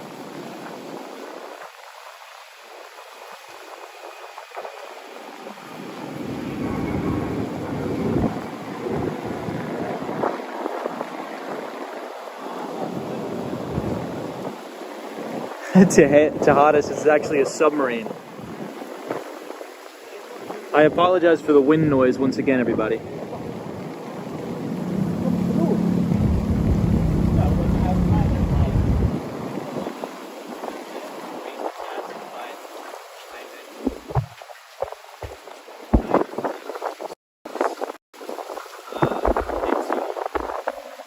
Alright, so I think we can walk over now.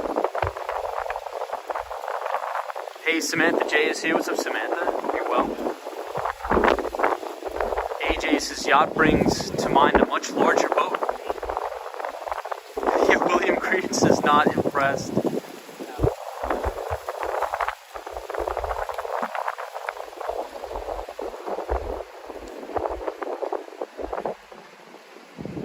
So this building is actually kind of unique too. It has a big circular cutout in the middle. CB Anderson says, that's not a bed. It's not a boat, my bad.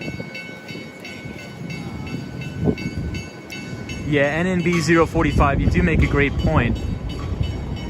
If we were streaming this time during the summer, it'd still be daylight out.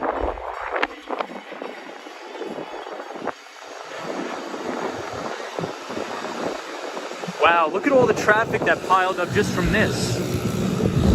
That's a lot of traffic coming over, look. And a lot of pedestrians too.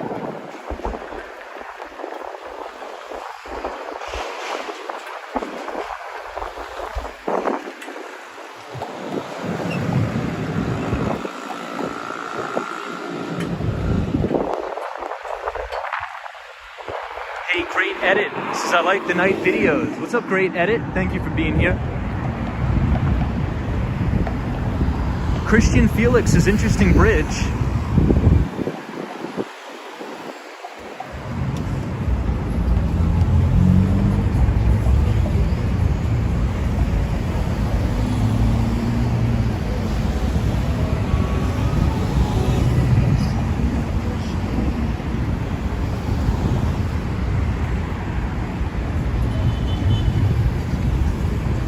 So these pillars right here, if you look at this hotel, I think it's a hotel, you could actually see faces in here, which is kind of cool. Does anybody see the faces? Some nights I could see them, some nights I can't, but there's faces in the pillars here. Hey, Daniel G is here. What's up, Daniel? This is Tom, lovely night in Miami. So everybody, Daniel G is joining us from Buenos Aires, Argentina. So Daniel, I was going to ask you a question because you are from Argentina, and I've been meeting a lot of people here in Miami from Argentina, like a lot of people. And being that you're from Argentina, is there a reason why people from Argentina love to come to Miami? Because a lot of people I've been meeting, they're like, yeah, I just came here from Buenos Aires. I'm going to be here for the winter. And they love it. So it's really cool to see a lot of people from Argentina. CB Anderson says, where were you living prior to Miami? So I'm from New York City. So I'm going to split my time 50-50 between Miami and New York. I think this is one of the new Lamborghini, what is it called? The SUVs?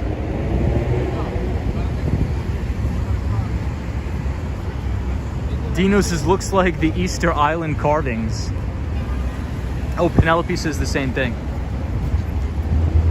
Oliviera, we should be going back last week of January. Mike Jones says the Lambo. Urus. Hopefully I'm pronouncing that right. So we'll take a little walk under here for Bob, because Bob is a big car guy and he always wants to see a lot of supercars on the stream. And Miami definitely does have a lot more supercars than New York City. Hey, Great Walk says, because nowadays going to Miami is going to the Argentinian coast is almost the same price. Says Great Walk. Interesting.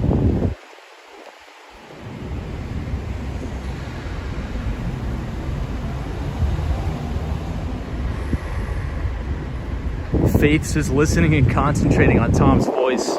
Appreciate it, Faith. Yeah, so check it out. You can see the faces in here. Daniel G says, Argentinians love Miami, Tom. Do not ask me why. Maybe something in the blood. Joking. Honestly, don't know why, but it's true. There is a huge Argentinian community in Miami. Yeah, I mean, every other person I meet here is from Argentina, Buenos Aires.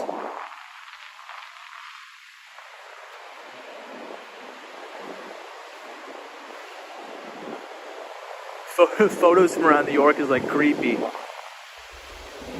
They do look a little bit creepy, don't they?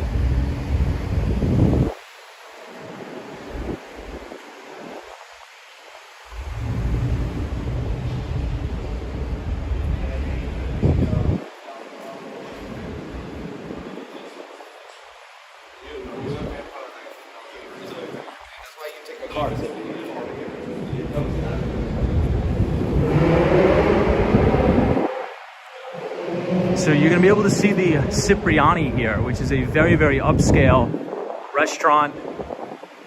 And I actually used to work right next to the one on Wall Street in Lower Manhattan. And that's the one where the very, very iconic Occupy Wall Street protests were happening outside of. Not this one, the one in New York City.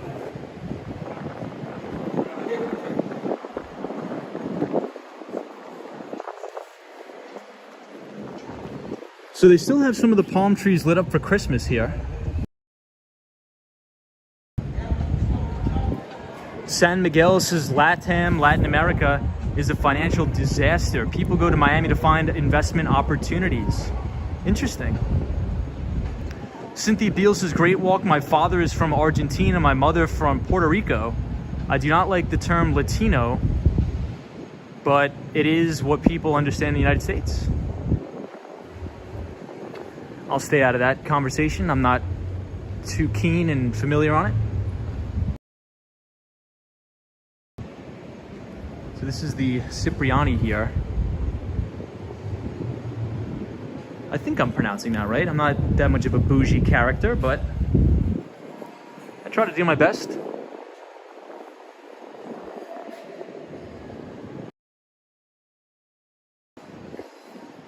Wow, look at how beautiful it is in here.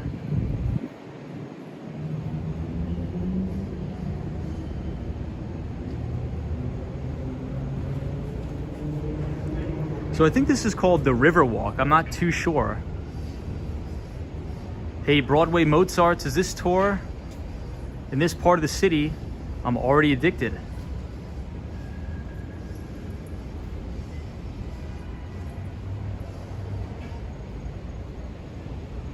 Thank you, Broadway Mozart. I appreciate you very much.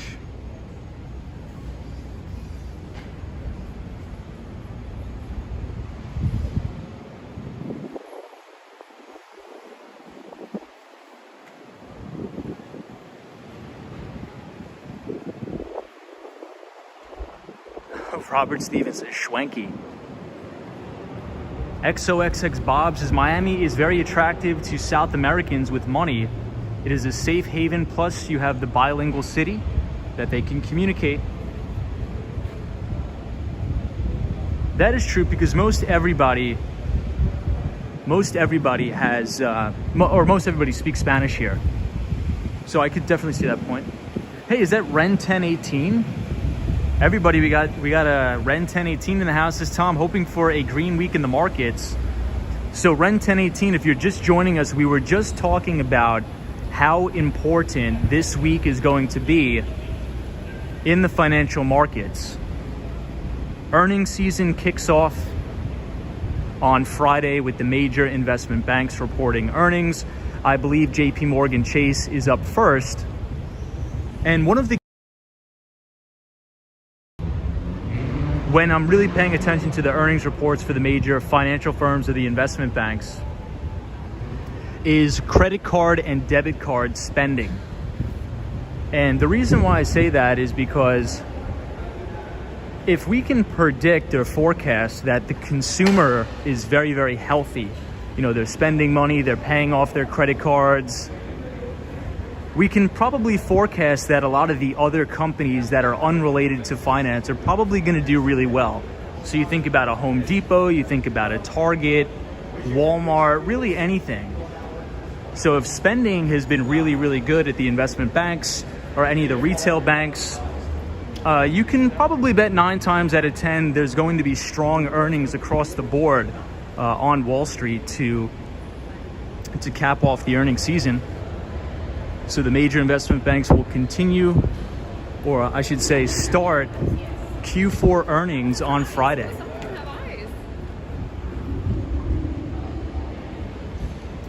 Atomic Skittles 678 says the cities of Miami and San Diego are very much influenced by Latin American culture. I agree with that. Jerry says if only I invested in Tesla back in 2010. Dude, I say the same thing.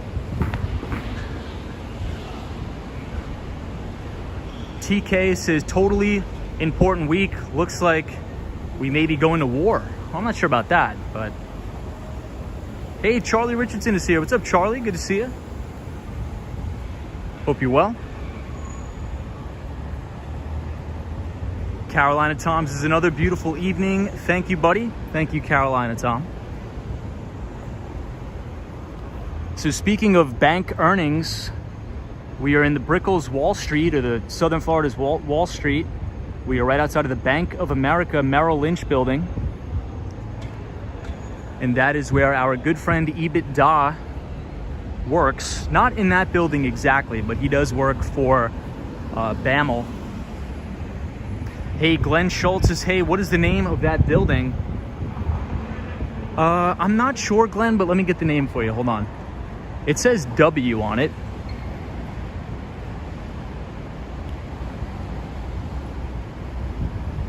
If we have any Miami natives here, does anybody know what the what this building is called exactly?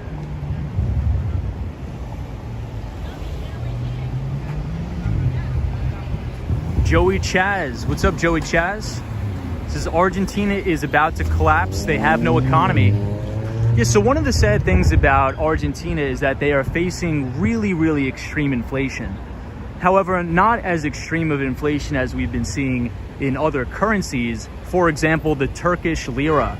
So in Turkey, we are seeing a hyperinflationary collapse in their currency. And the Turkish currency is called the lira.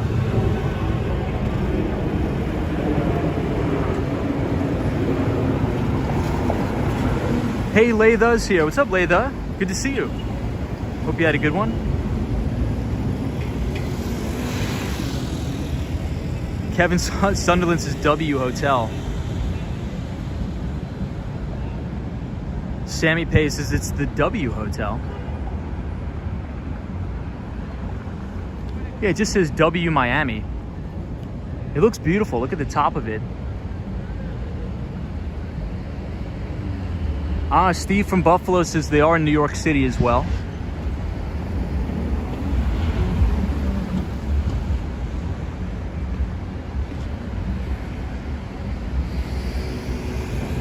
I don't know about you guys, but I think they should keep the lights on the trees all year round, I think.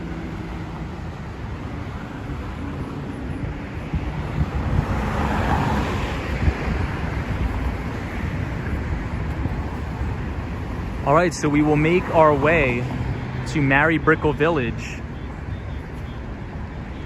Ren 1018 says, Tom, I love staying at the W hotels. Robert Stevens says, I tell anybody with family in Venezuela to sell all of their paper money to collectors on eBay. Huge premium. Yikes. So Kevin Sunderland says Marriott owned brand W.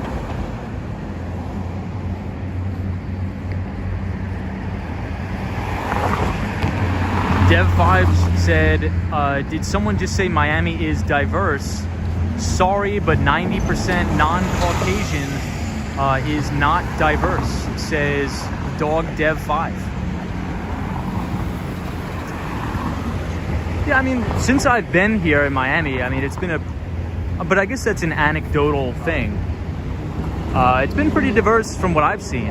A lot of Cubans, a lot of Haitians, a lot of Lambos.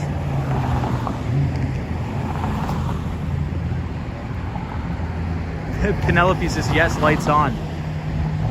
So I'm not sure what traffic lights are longer, Long Island, New York traffic lights or Miami.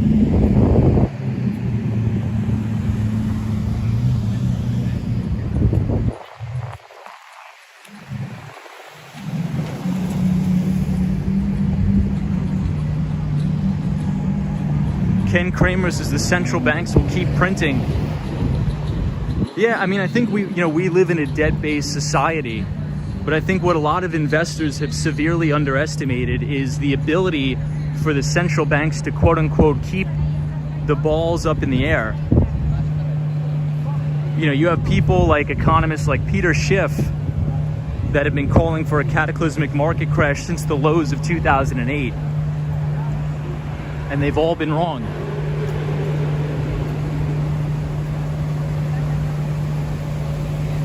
Yes, Samantha J says Long Island is pretty long. Michael says watch for those dead cat bounces. Agreed.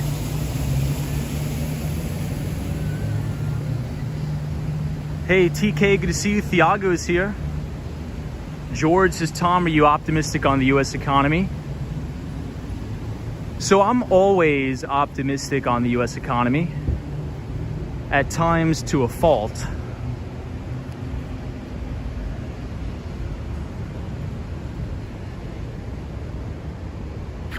But I do think it's important to really watch out for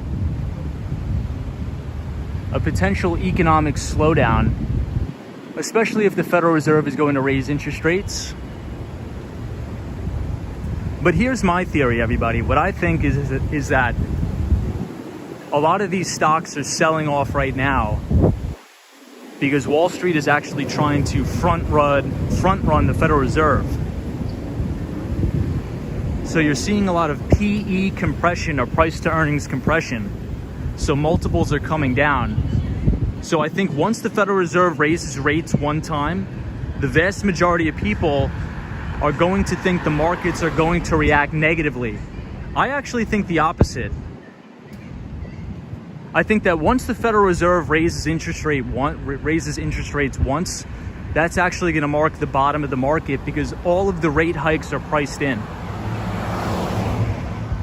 What do you guys think about that? Latha says Tom is a perma bear. George says I invest in USA stocks only to take dividends. I think that's a very good strategy. Investing in solid dividend paying companies that are growing their earnings, I think it's pretty good. Hey, VV says, Tom, the building with the columns is the Icon Brickell building. Hey, thank you for that, BB. Or VV. Appreciate it. Kim Benson says, I agree.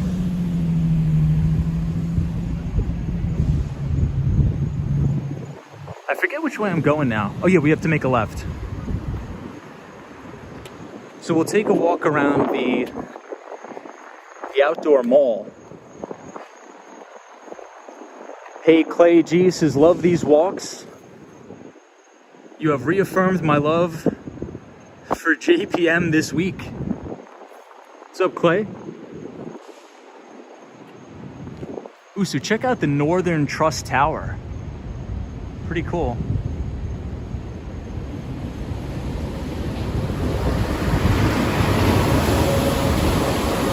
And here comes the Metro Mover.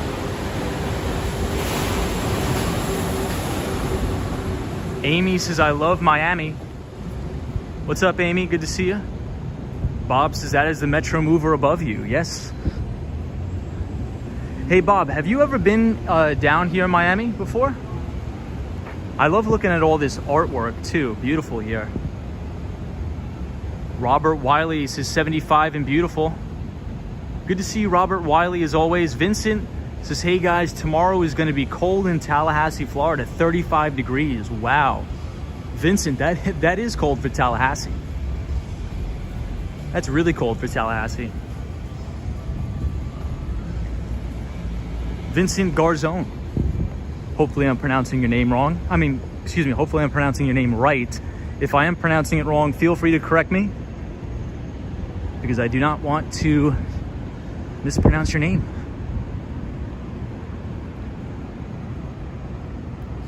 Rock Band 5 Million says Wynwood has really good art. So they do, you're right. And I believe next week I am going to be meeting up with a very notable artist, a photographer in Wynwood, goes by the name Shot by Scott. And we are going to be taking a tour of Wynwood. So we will be doing that live next week. We will be seeing all the art.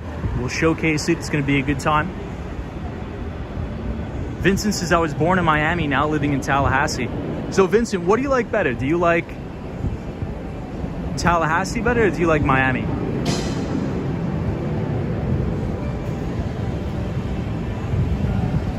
So we'll just wait to cross the street here.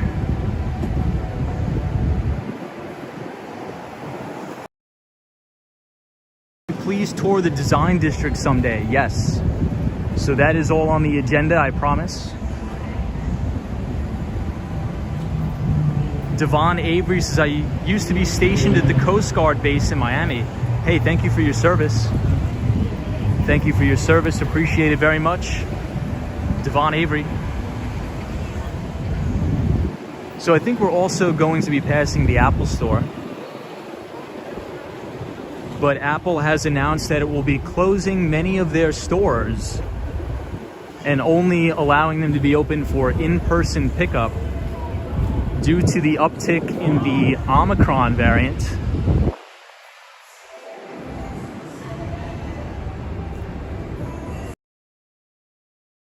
I am from Miami but live in Orlando, but it will always be home for me. Awesome. So Bob, what do you like better, Orlando or Miami? Obama says 13 trillion to keep America going for 13 years. Yeah, as they like to say, money printer go burr, the Federal Reserve. Cosmo Scary says, Tom, are you eyeing any new Apple products? So I'm not, Cosmo, but I do need to get my adapter. So tomorrow I have an appointment at the Apple store to pick up the little dongle for for the microphone for the stream. It's so crazy. You're not even allowed to walk into an Apple store anymore because you need to make an appointment online.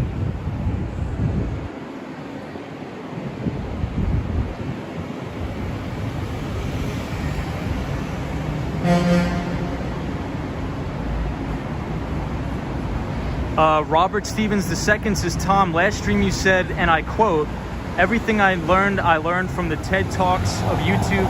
That is not true. I never said that at all. fake news. Never said that. Big fake news.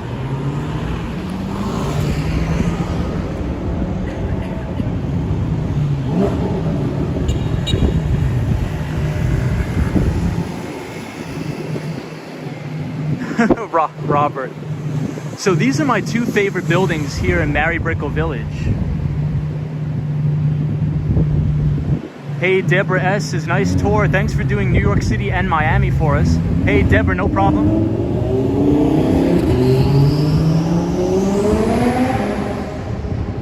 I think for the very most part, I think that Tai Lopez is very possible could be a charlatan. I'm not sure if many people know what that terminology is, but we won't slander anybody.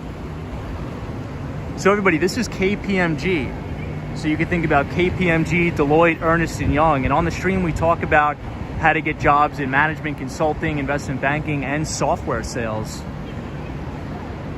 And we are right across the street from the Apple Store and the Lucid Motors building. Lucid Motors is the new electric vehicle company. As we almost get hit by a moped. You can't say you went to Miami if you didn't get hit by a moped.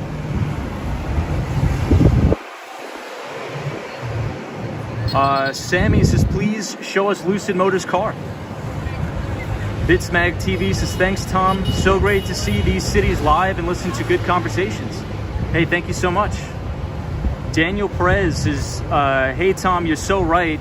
Many economists are saying bankruptcy and economic collapse are coming soon, which has not happened.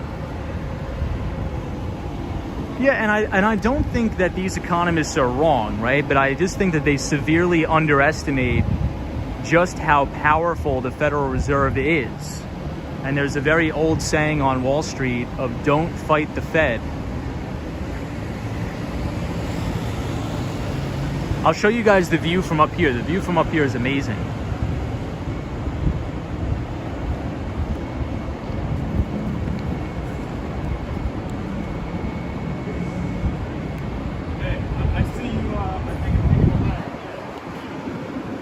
This is Lucid Motors here.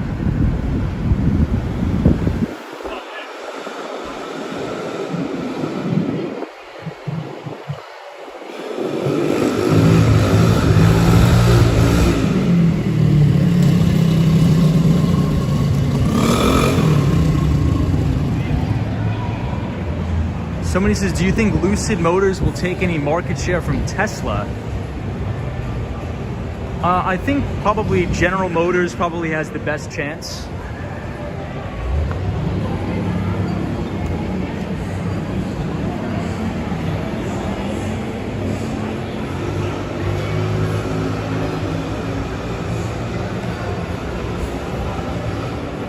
Sorry about that. I gotta fix something real quick.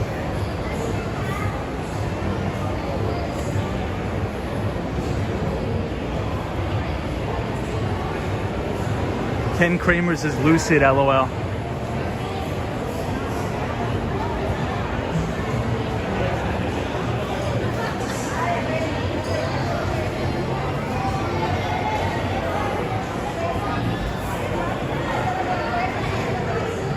So did anybody know, I believe General Motors just unveiled their all-new electric Chevy Silverado, and it has a targeted 400-mile range with fast charging. And a couple days ago on the stream, well, I shouldn't say a couple days ago, a couple nights ago on the stream, we were reviewing my bull thesis for General Motors. And I think the one company that has a shot to take some significant market share from Tesla is probably GM.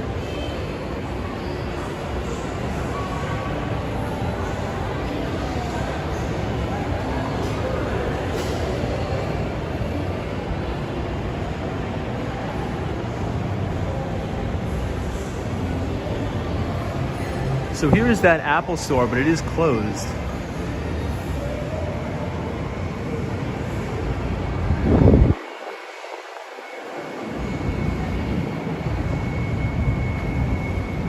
So check out the view from here. Beautiful.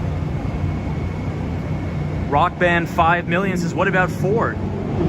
Yeah, Ford, you know, Ford's getting there.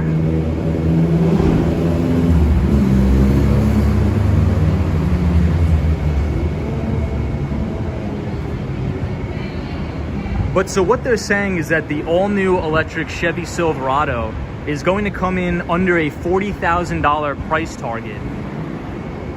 I mean, that is really good. If GM can manufacture electric vehicles and electric trucks under $40,000, that could disrupt the marketplace a little bit. I think Tesla really needs to get going on releasing their Cybertruck. However, Ford is supposed to unveil its F-150 Lightning, which is due to arrive in the spring, which is going to be a competitor of the all-new electric Silverado.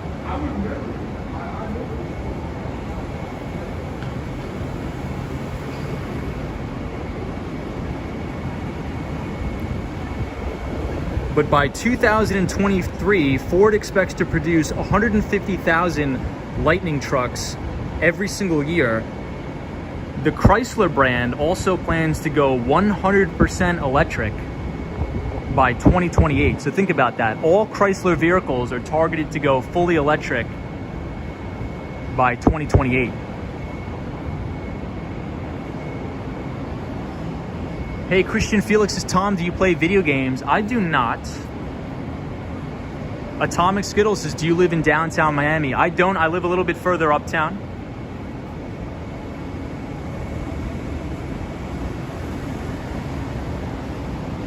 Hey, Vincent says, hey bro, is there a lot of motorcycles in Miami still? There is. There definitely is a lot of motorcycles in Miami. But did anybody hear that news that Sony is actually going to come out and compete in the electric vehicle space? Did anybody hear about that? I'm not sure if that's really going to come to fruition, but supposedly Sony is really trying to make a push into the EV space.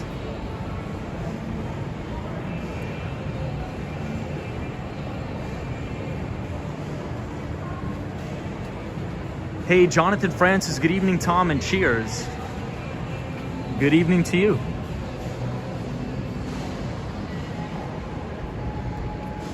So we will exit here and we will go down to Mary Brickell Village.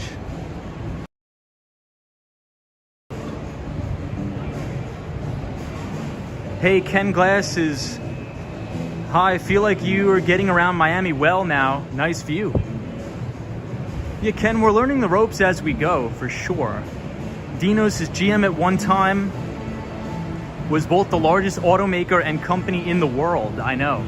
How crazy is that?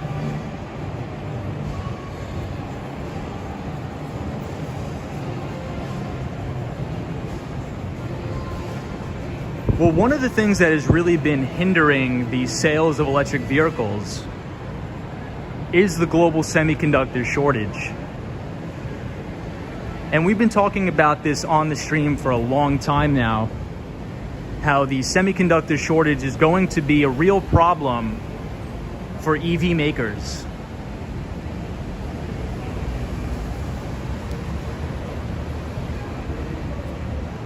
But Tesla, surprisingly, is doing a better job than anybody else by far at navigating the issues of semiconductor shortages. And that's why I continue to be bullish throughout the next couple of years on semiconductors.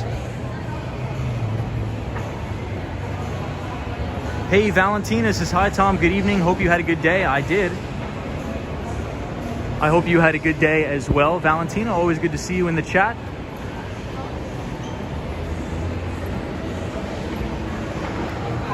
Hey, MKC is here.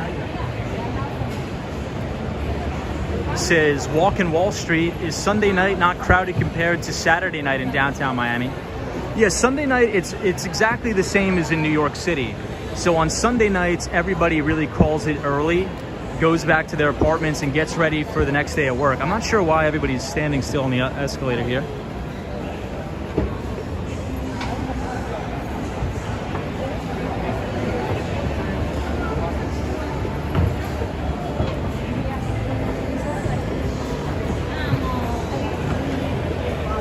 Hey, George says 3M stock. Well, they have a pretty good dividend, 3M, but I don't know if I would ever make an investment in 3M.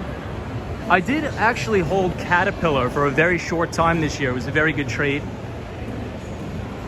Hey, Jennifer says, I love all things electric vehicles. It's just the infrastructure of owning and charging EVs that's fully not sold yet.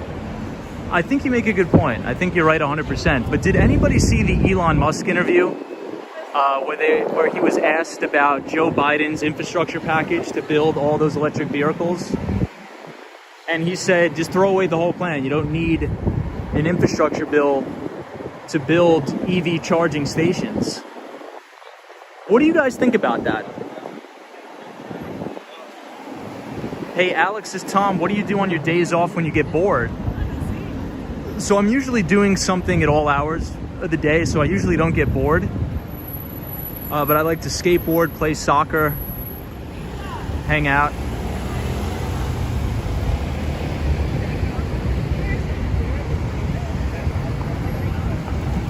Hey, No Braces, I'm following you from Brazil. We love Brazil here. We have a lot of Brazilian viewers here.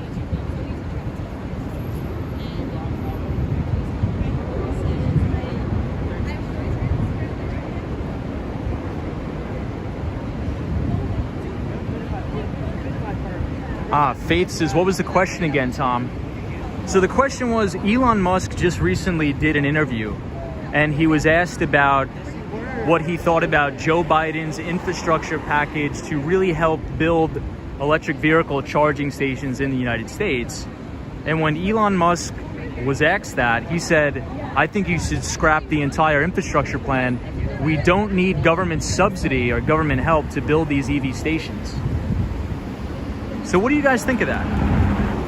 Hey, Aaron says, it sounds like Elon was saying that we don't need to wait for someone else, cough, to accomplish, for example. Oh, you're right. Like he's saying, oh, we can already do that, like hyping up Tesla. I think, that's good. Ken Kramer says, the smartest man in the world talking to the dumbest man. Ooh. I respect that opinion, Ken Kramer. I respect that. Deborah S. says, Fed money mixed with private companies, states following regulation, ?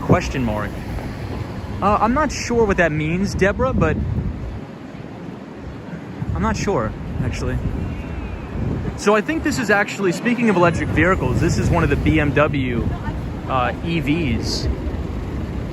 I believe one of the I series, right? Is it like the i3 or the i8 or something like that?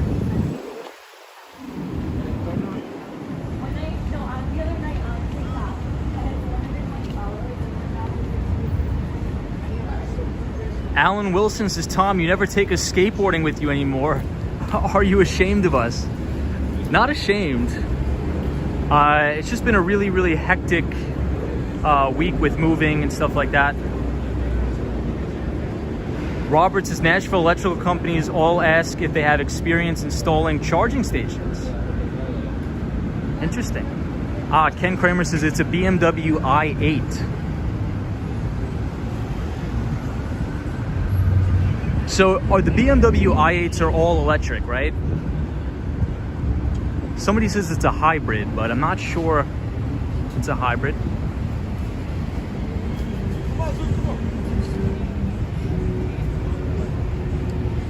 So this looks like an Italian bakery.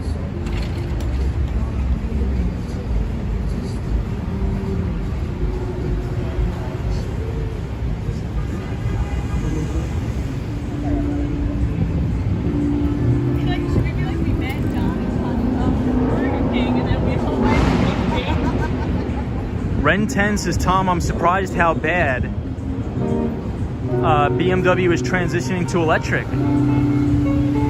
Interesting. CB Anderson says, you know your cars. I'm actually not a big car guy at all, but I think it's going to be really interesting to see how the EVs, electric vehicles, unfold over the years. And I think everybody really needs exposure to the industry in their portfolio. But if you just buy the S&P 500 index, you're going to get big exposure to Tesla. So there's really no reason to own the stock outright. If you want to be diversified, you could just buy the index. Hey, Penelope says, Tom, you have an art of saying vehicles. Oh, yeah.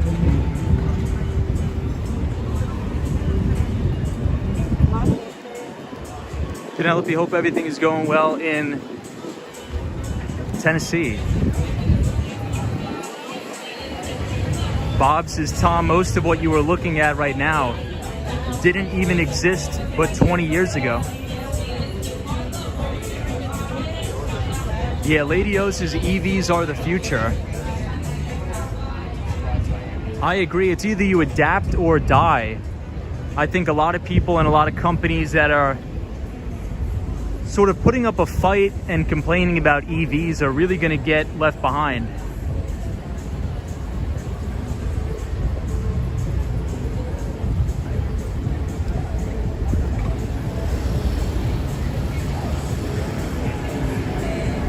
So now we are in Mary Brickell Village.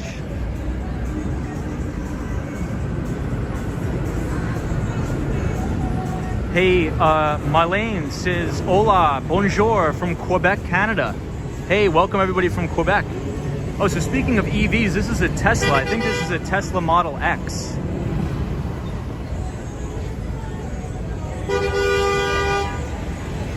Wow. Yeah, the Tesla X series are probably the best, in my opinion, but I believe they're the most expensive. CB Anderson says you spotted the Lamborghini and BMW. Yeah, that is true. I think I'm getting more accustomed to cars as we are now living in Miami. But I still don't know about cars maybe as much as I should, being that I do not drive. Hey, Noel says that's the why. What's up, Jay Noel? So check out the buildings from this angle. We have a lot of Canadian viewers on the stream too, so thank you everybody joining us from Canada. Lady O says Tesla is the most expensive. Polestar 2 starts at 50K or more. Wow. That is really expensive. Well, actually 50K for a Tesla is not too bad. I mean, you're getting a really premium product. Jonathan Francis, nice Audi R8. Oh my, says that's a Tesla Model Y. Ah, the doors have the Falcon wings.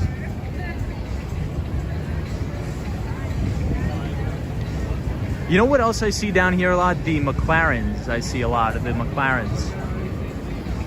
Malene says, great work. Hey, thank you so much. James T says, wonderful stream from Miami. Just subscribed. Hey, thank you so much for subscribing to the channel.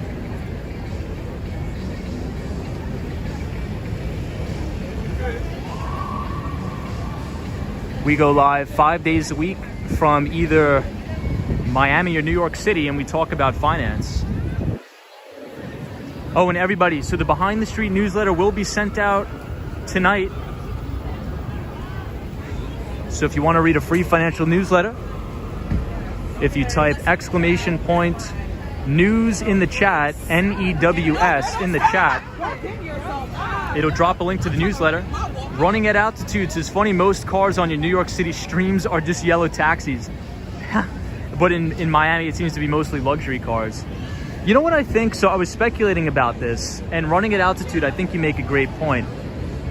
My speculation is that there's more supercars in Miami because if you had them in New York, they're just gonna get trashed from all the salt on the road and all the inclement weather. We get rain, we get snow, everything like that.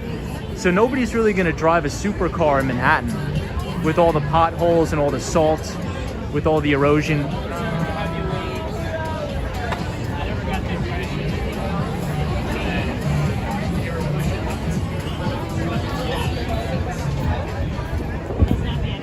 So in the winter in New York City, and really anywhere in the Northeast, what they'll do is when it snows or when it's about to snow, they will put down salt on the roads. And it does a good job at melting the snow, but it also does a good job at rusting all the cars. So could you imagine if you're driving like a Lamborghini or a McLaren there? That thing is gonna get trashed. Penelope says there's also tons in London. I've never been to London. Jason Francis says, wow, Miami looks awesome. Thank you, Tom. Hey, thank you so much to you. Yeah, Jay says, and potholes. You gotta watch out for the potholes.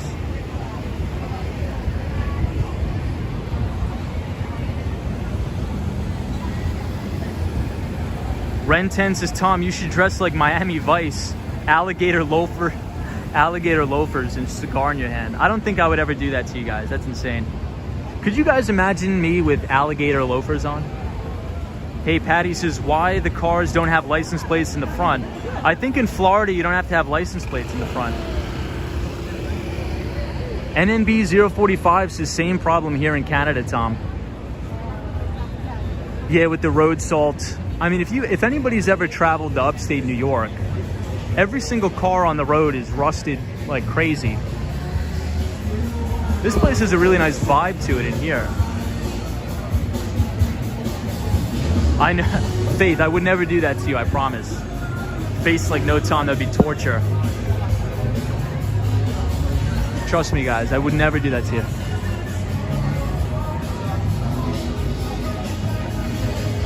Robert says, on a skateboard with Miami Vice gear.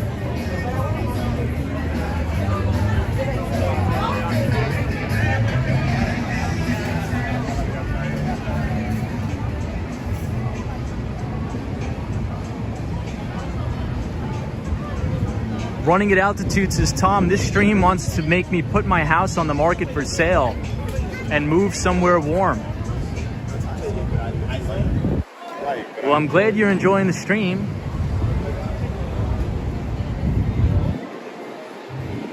I think New York City is the greatest city on earth. And Miami, for me, is a close second. So I'm very fortunate to be able to live in both places. But New York is the best. I love New York.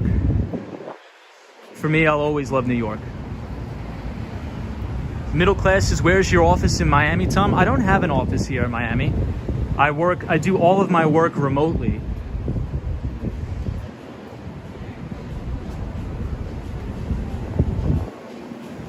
But sometimes I do work out of a little WeWork office here in downtown Miami when my friend lets me.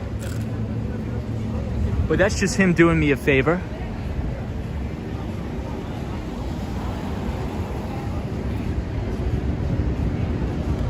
Latha says, Tom, did you hear about the lithium-ion battery that set the entire apartment in the Bronx on fire? So I did, and it's a horrible, horrible thing that happened in the Bronx. But Faith, I thought the fire started because a space heater.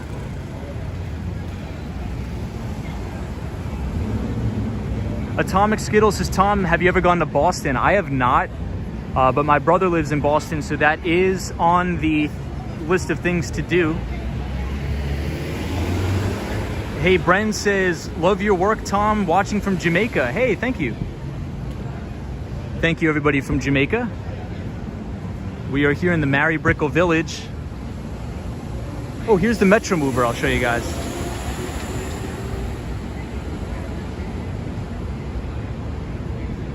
Very cool.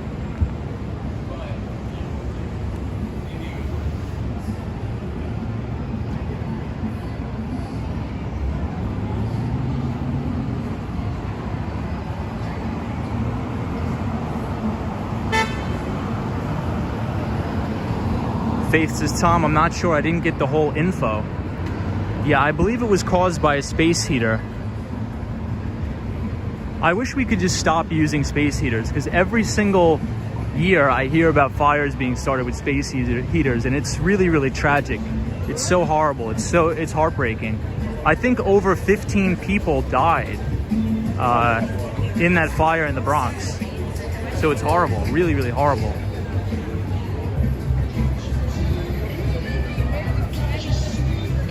Hey, Robert Stevens says, what are you recording this with? It is extremely high quality. This is on an iPhone 11. So we're not recording on anything super special. But it is important to adjust the frame rates. I think that is the most important thing to do. Sam Pod says, Tom, what street is this? Christian says 19 people. It's horrible.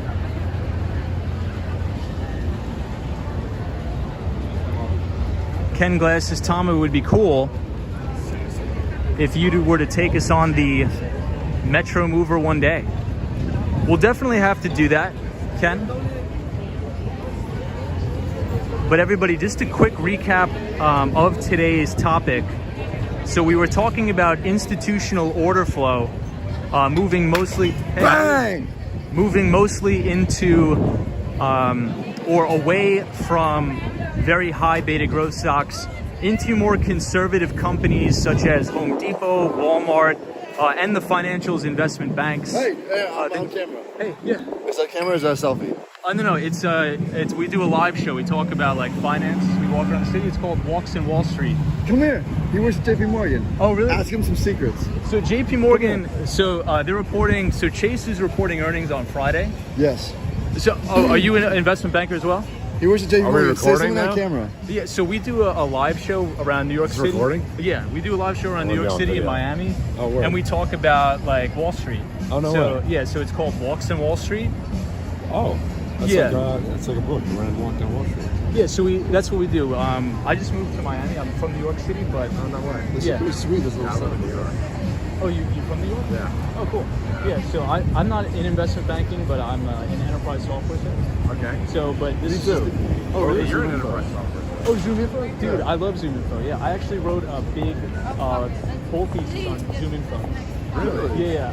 Are they Henry public? Schuck, ZI, ticker symbol ZI.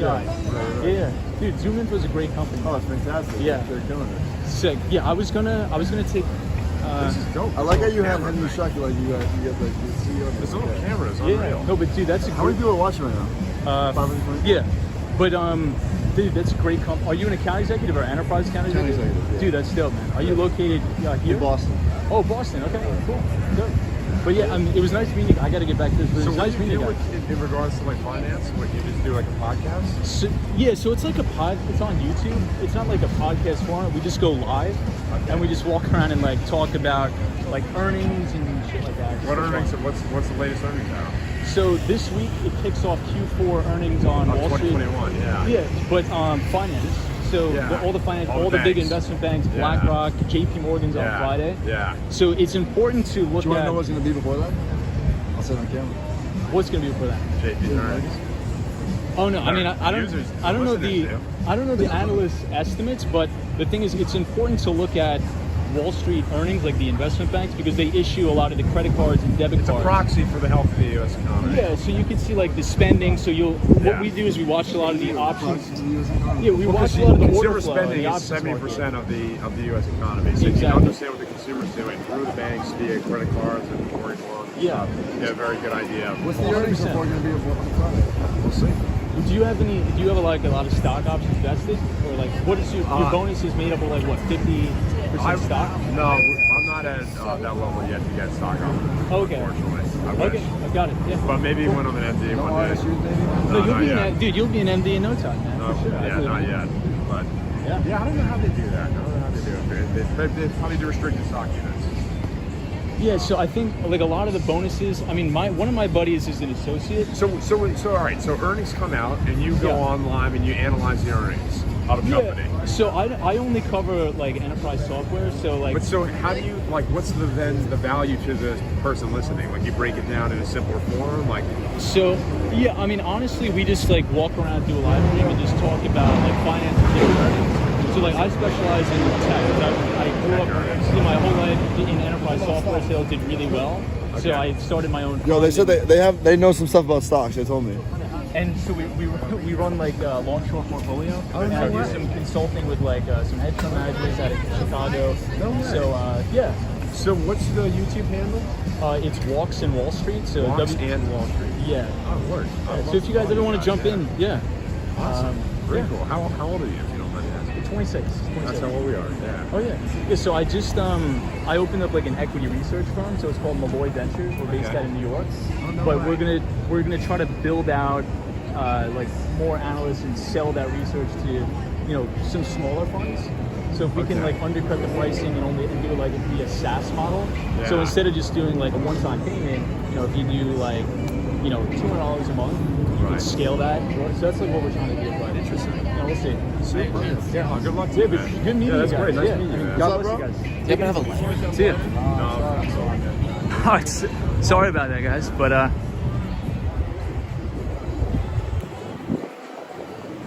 hey, the Songbird, how are you? Yeah, those were nice guys. So they they're a little bit drunk, but watching the football. But we were talking some finance with them. I believe one of them was an investment banking analyst at J.P. Morgan. So we were talking about some of the earnings that are coming up. But they're great guys. The Dip Indy says Tom was getting a little worried about you. Yeah, sorry for walking away from the stream, but I like to be respectful to people if they're coming up saying some stuff. They were nice guys. Daniel G says, Patriots fans, what can you expect?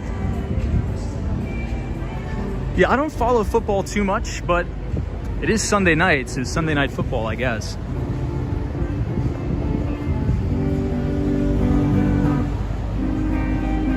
Penelope says, it is amazing, Tom.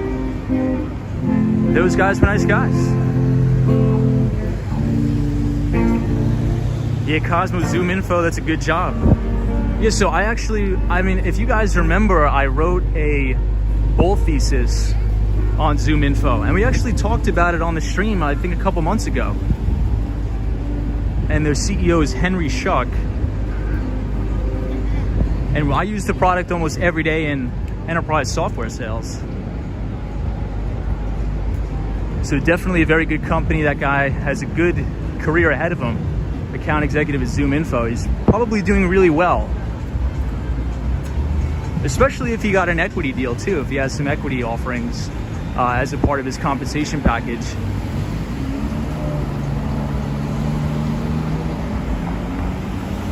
Mike Simmons says, no, they weren't. They were. Yeah, I mean, look, I just like to be, you gotta be respectful to everybody, They're just kids having fun,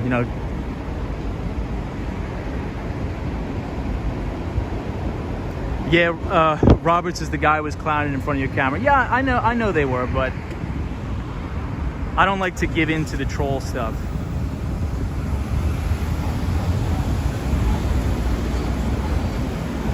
Hey, War Walker's here. What's up, War Walker? Good to see you. So we are here on South 8th Street, but we are going to be walking back to the bus. Cynthia Beal says, Tom is very nice. So are you. San Miguel says, Tom, how would you distinguish equities market and the stock market? Well, I think this equities is another term for stocks. NNB 045 says, did you exchange business cards? No, I did not.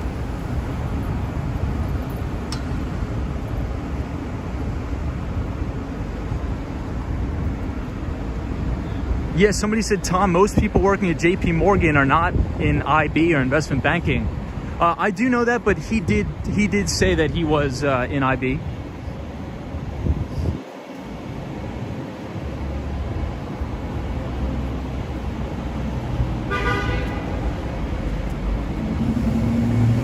Clay G says, Tom, does Miami smell as clean as it looks?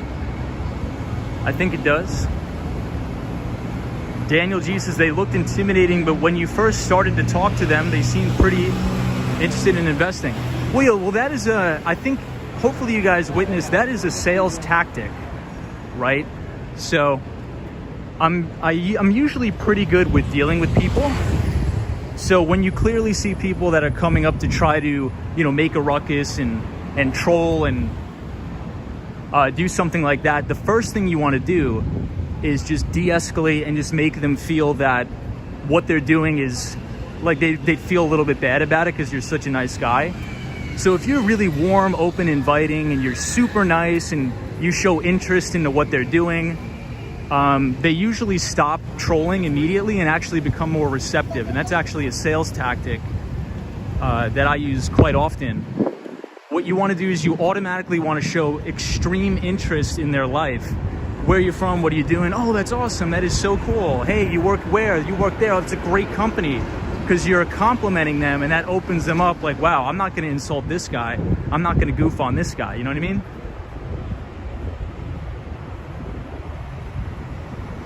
Cosmos Terry says, I love that, Tom. You should do a live stream of psychology you learned in sales.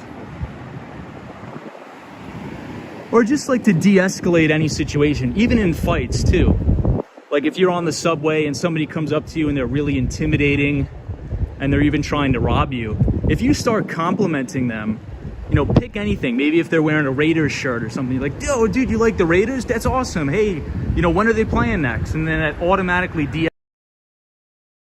works every time. Ooh, Hemp Lords is M6 BMW. So the M6 BMWs, they're not electric, right?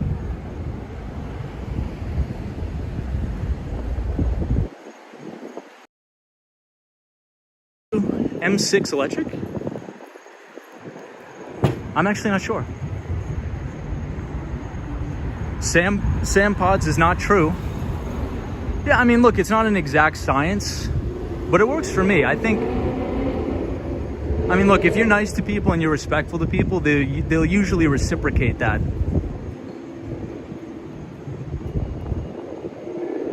Samantha Jace is smart dude, Tom. Penelope says, hey, I have a Raiders jacket.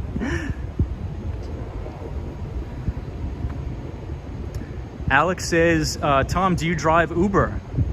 I do not drive Uber, but it was funny. I actually was going to try it once in college to test the thesis I had.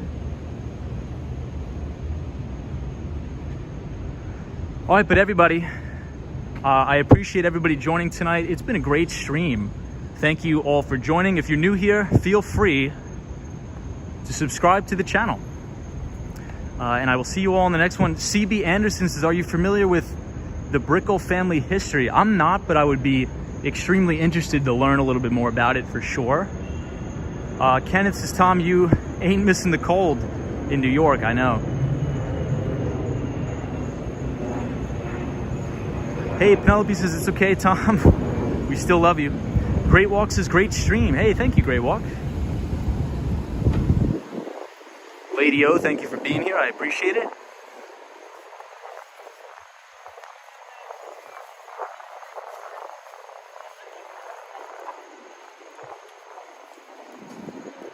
Aaron Prill says, your humor is self-referential. It complements the stream. Thank you.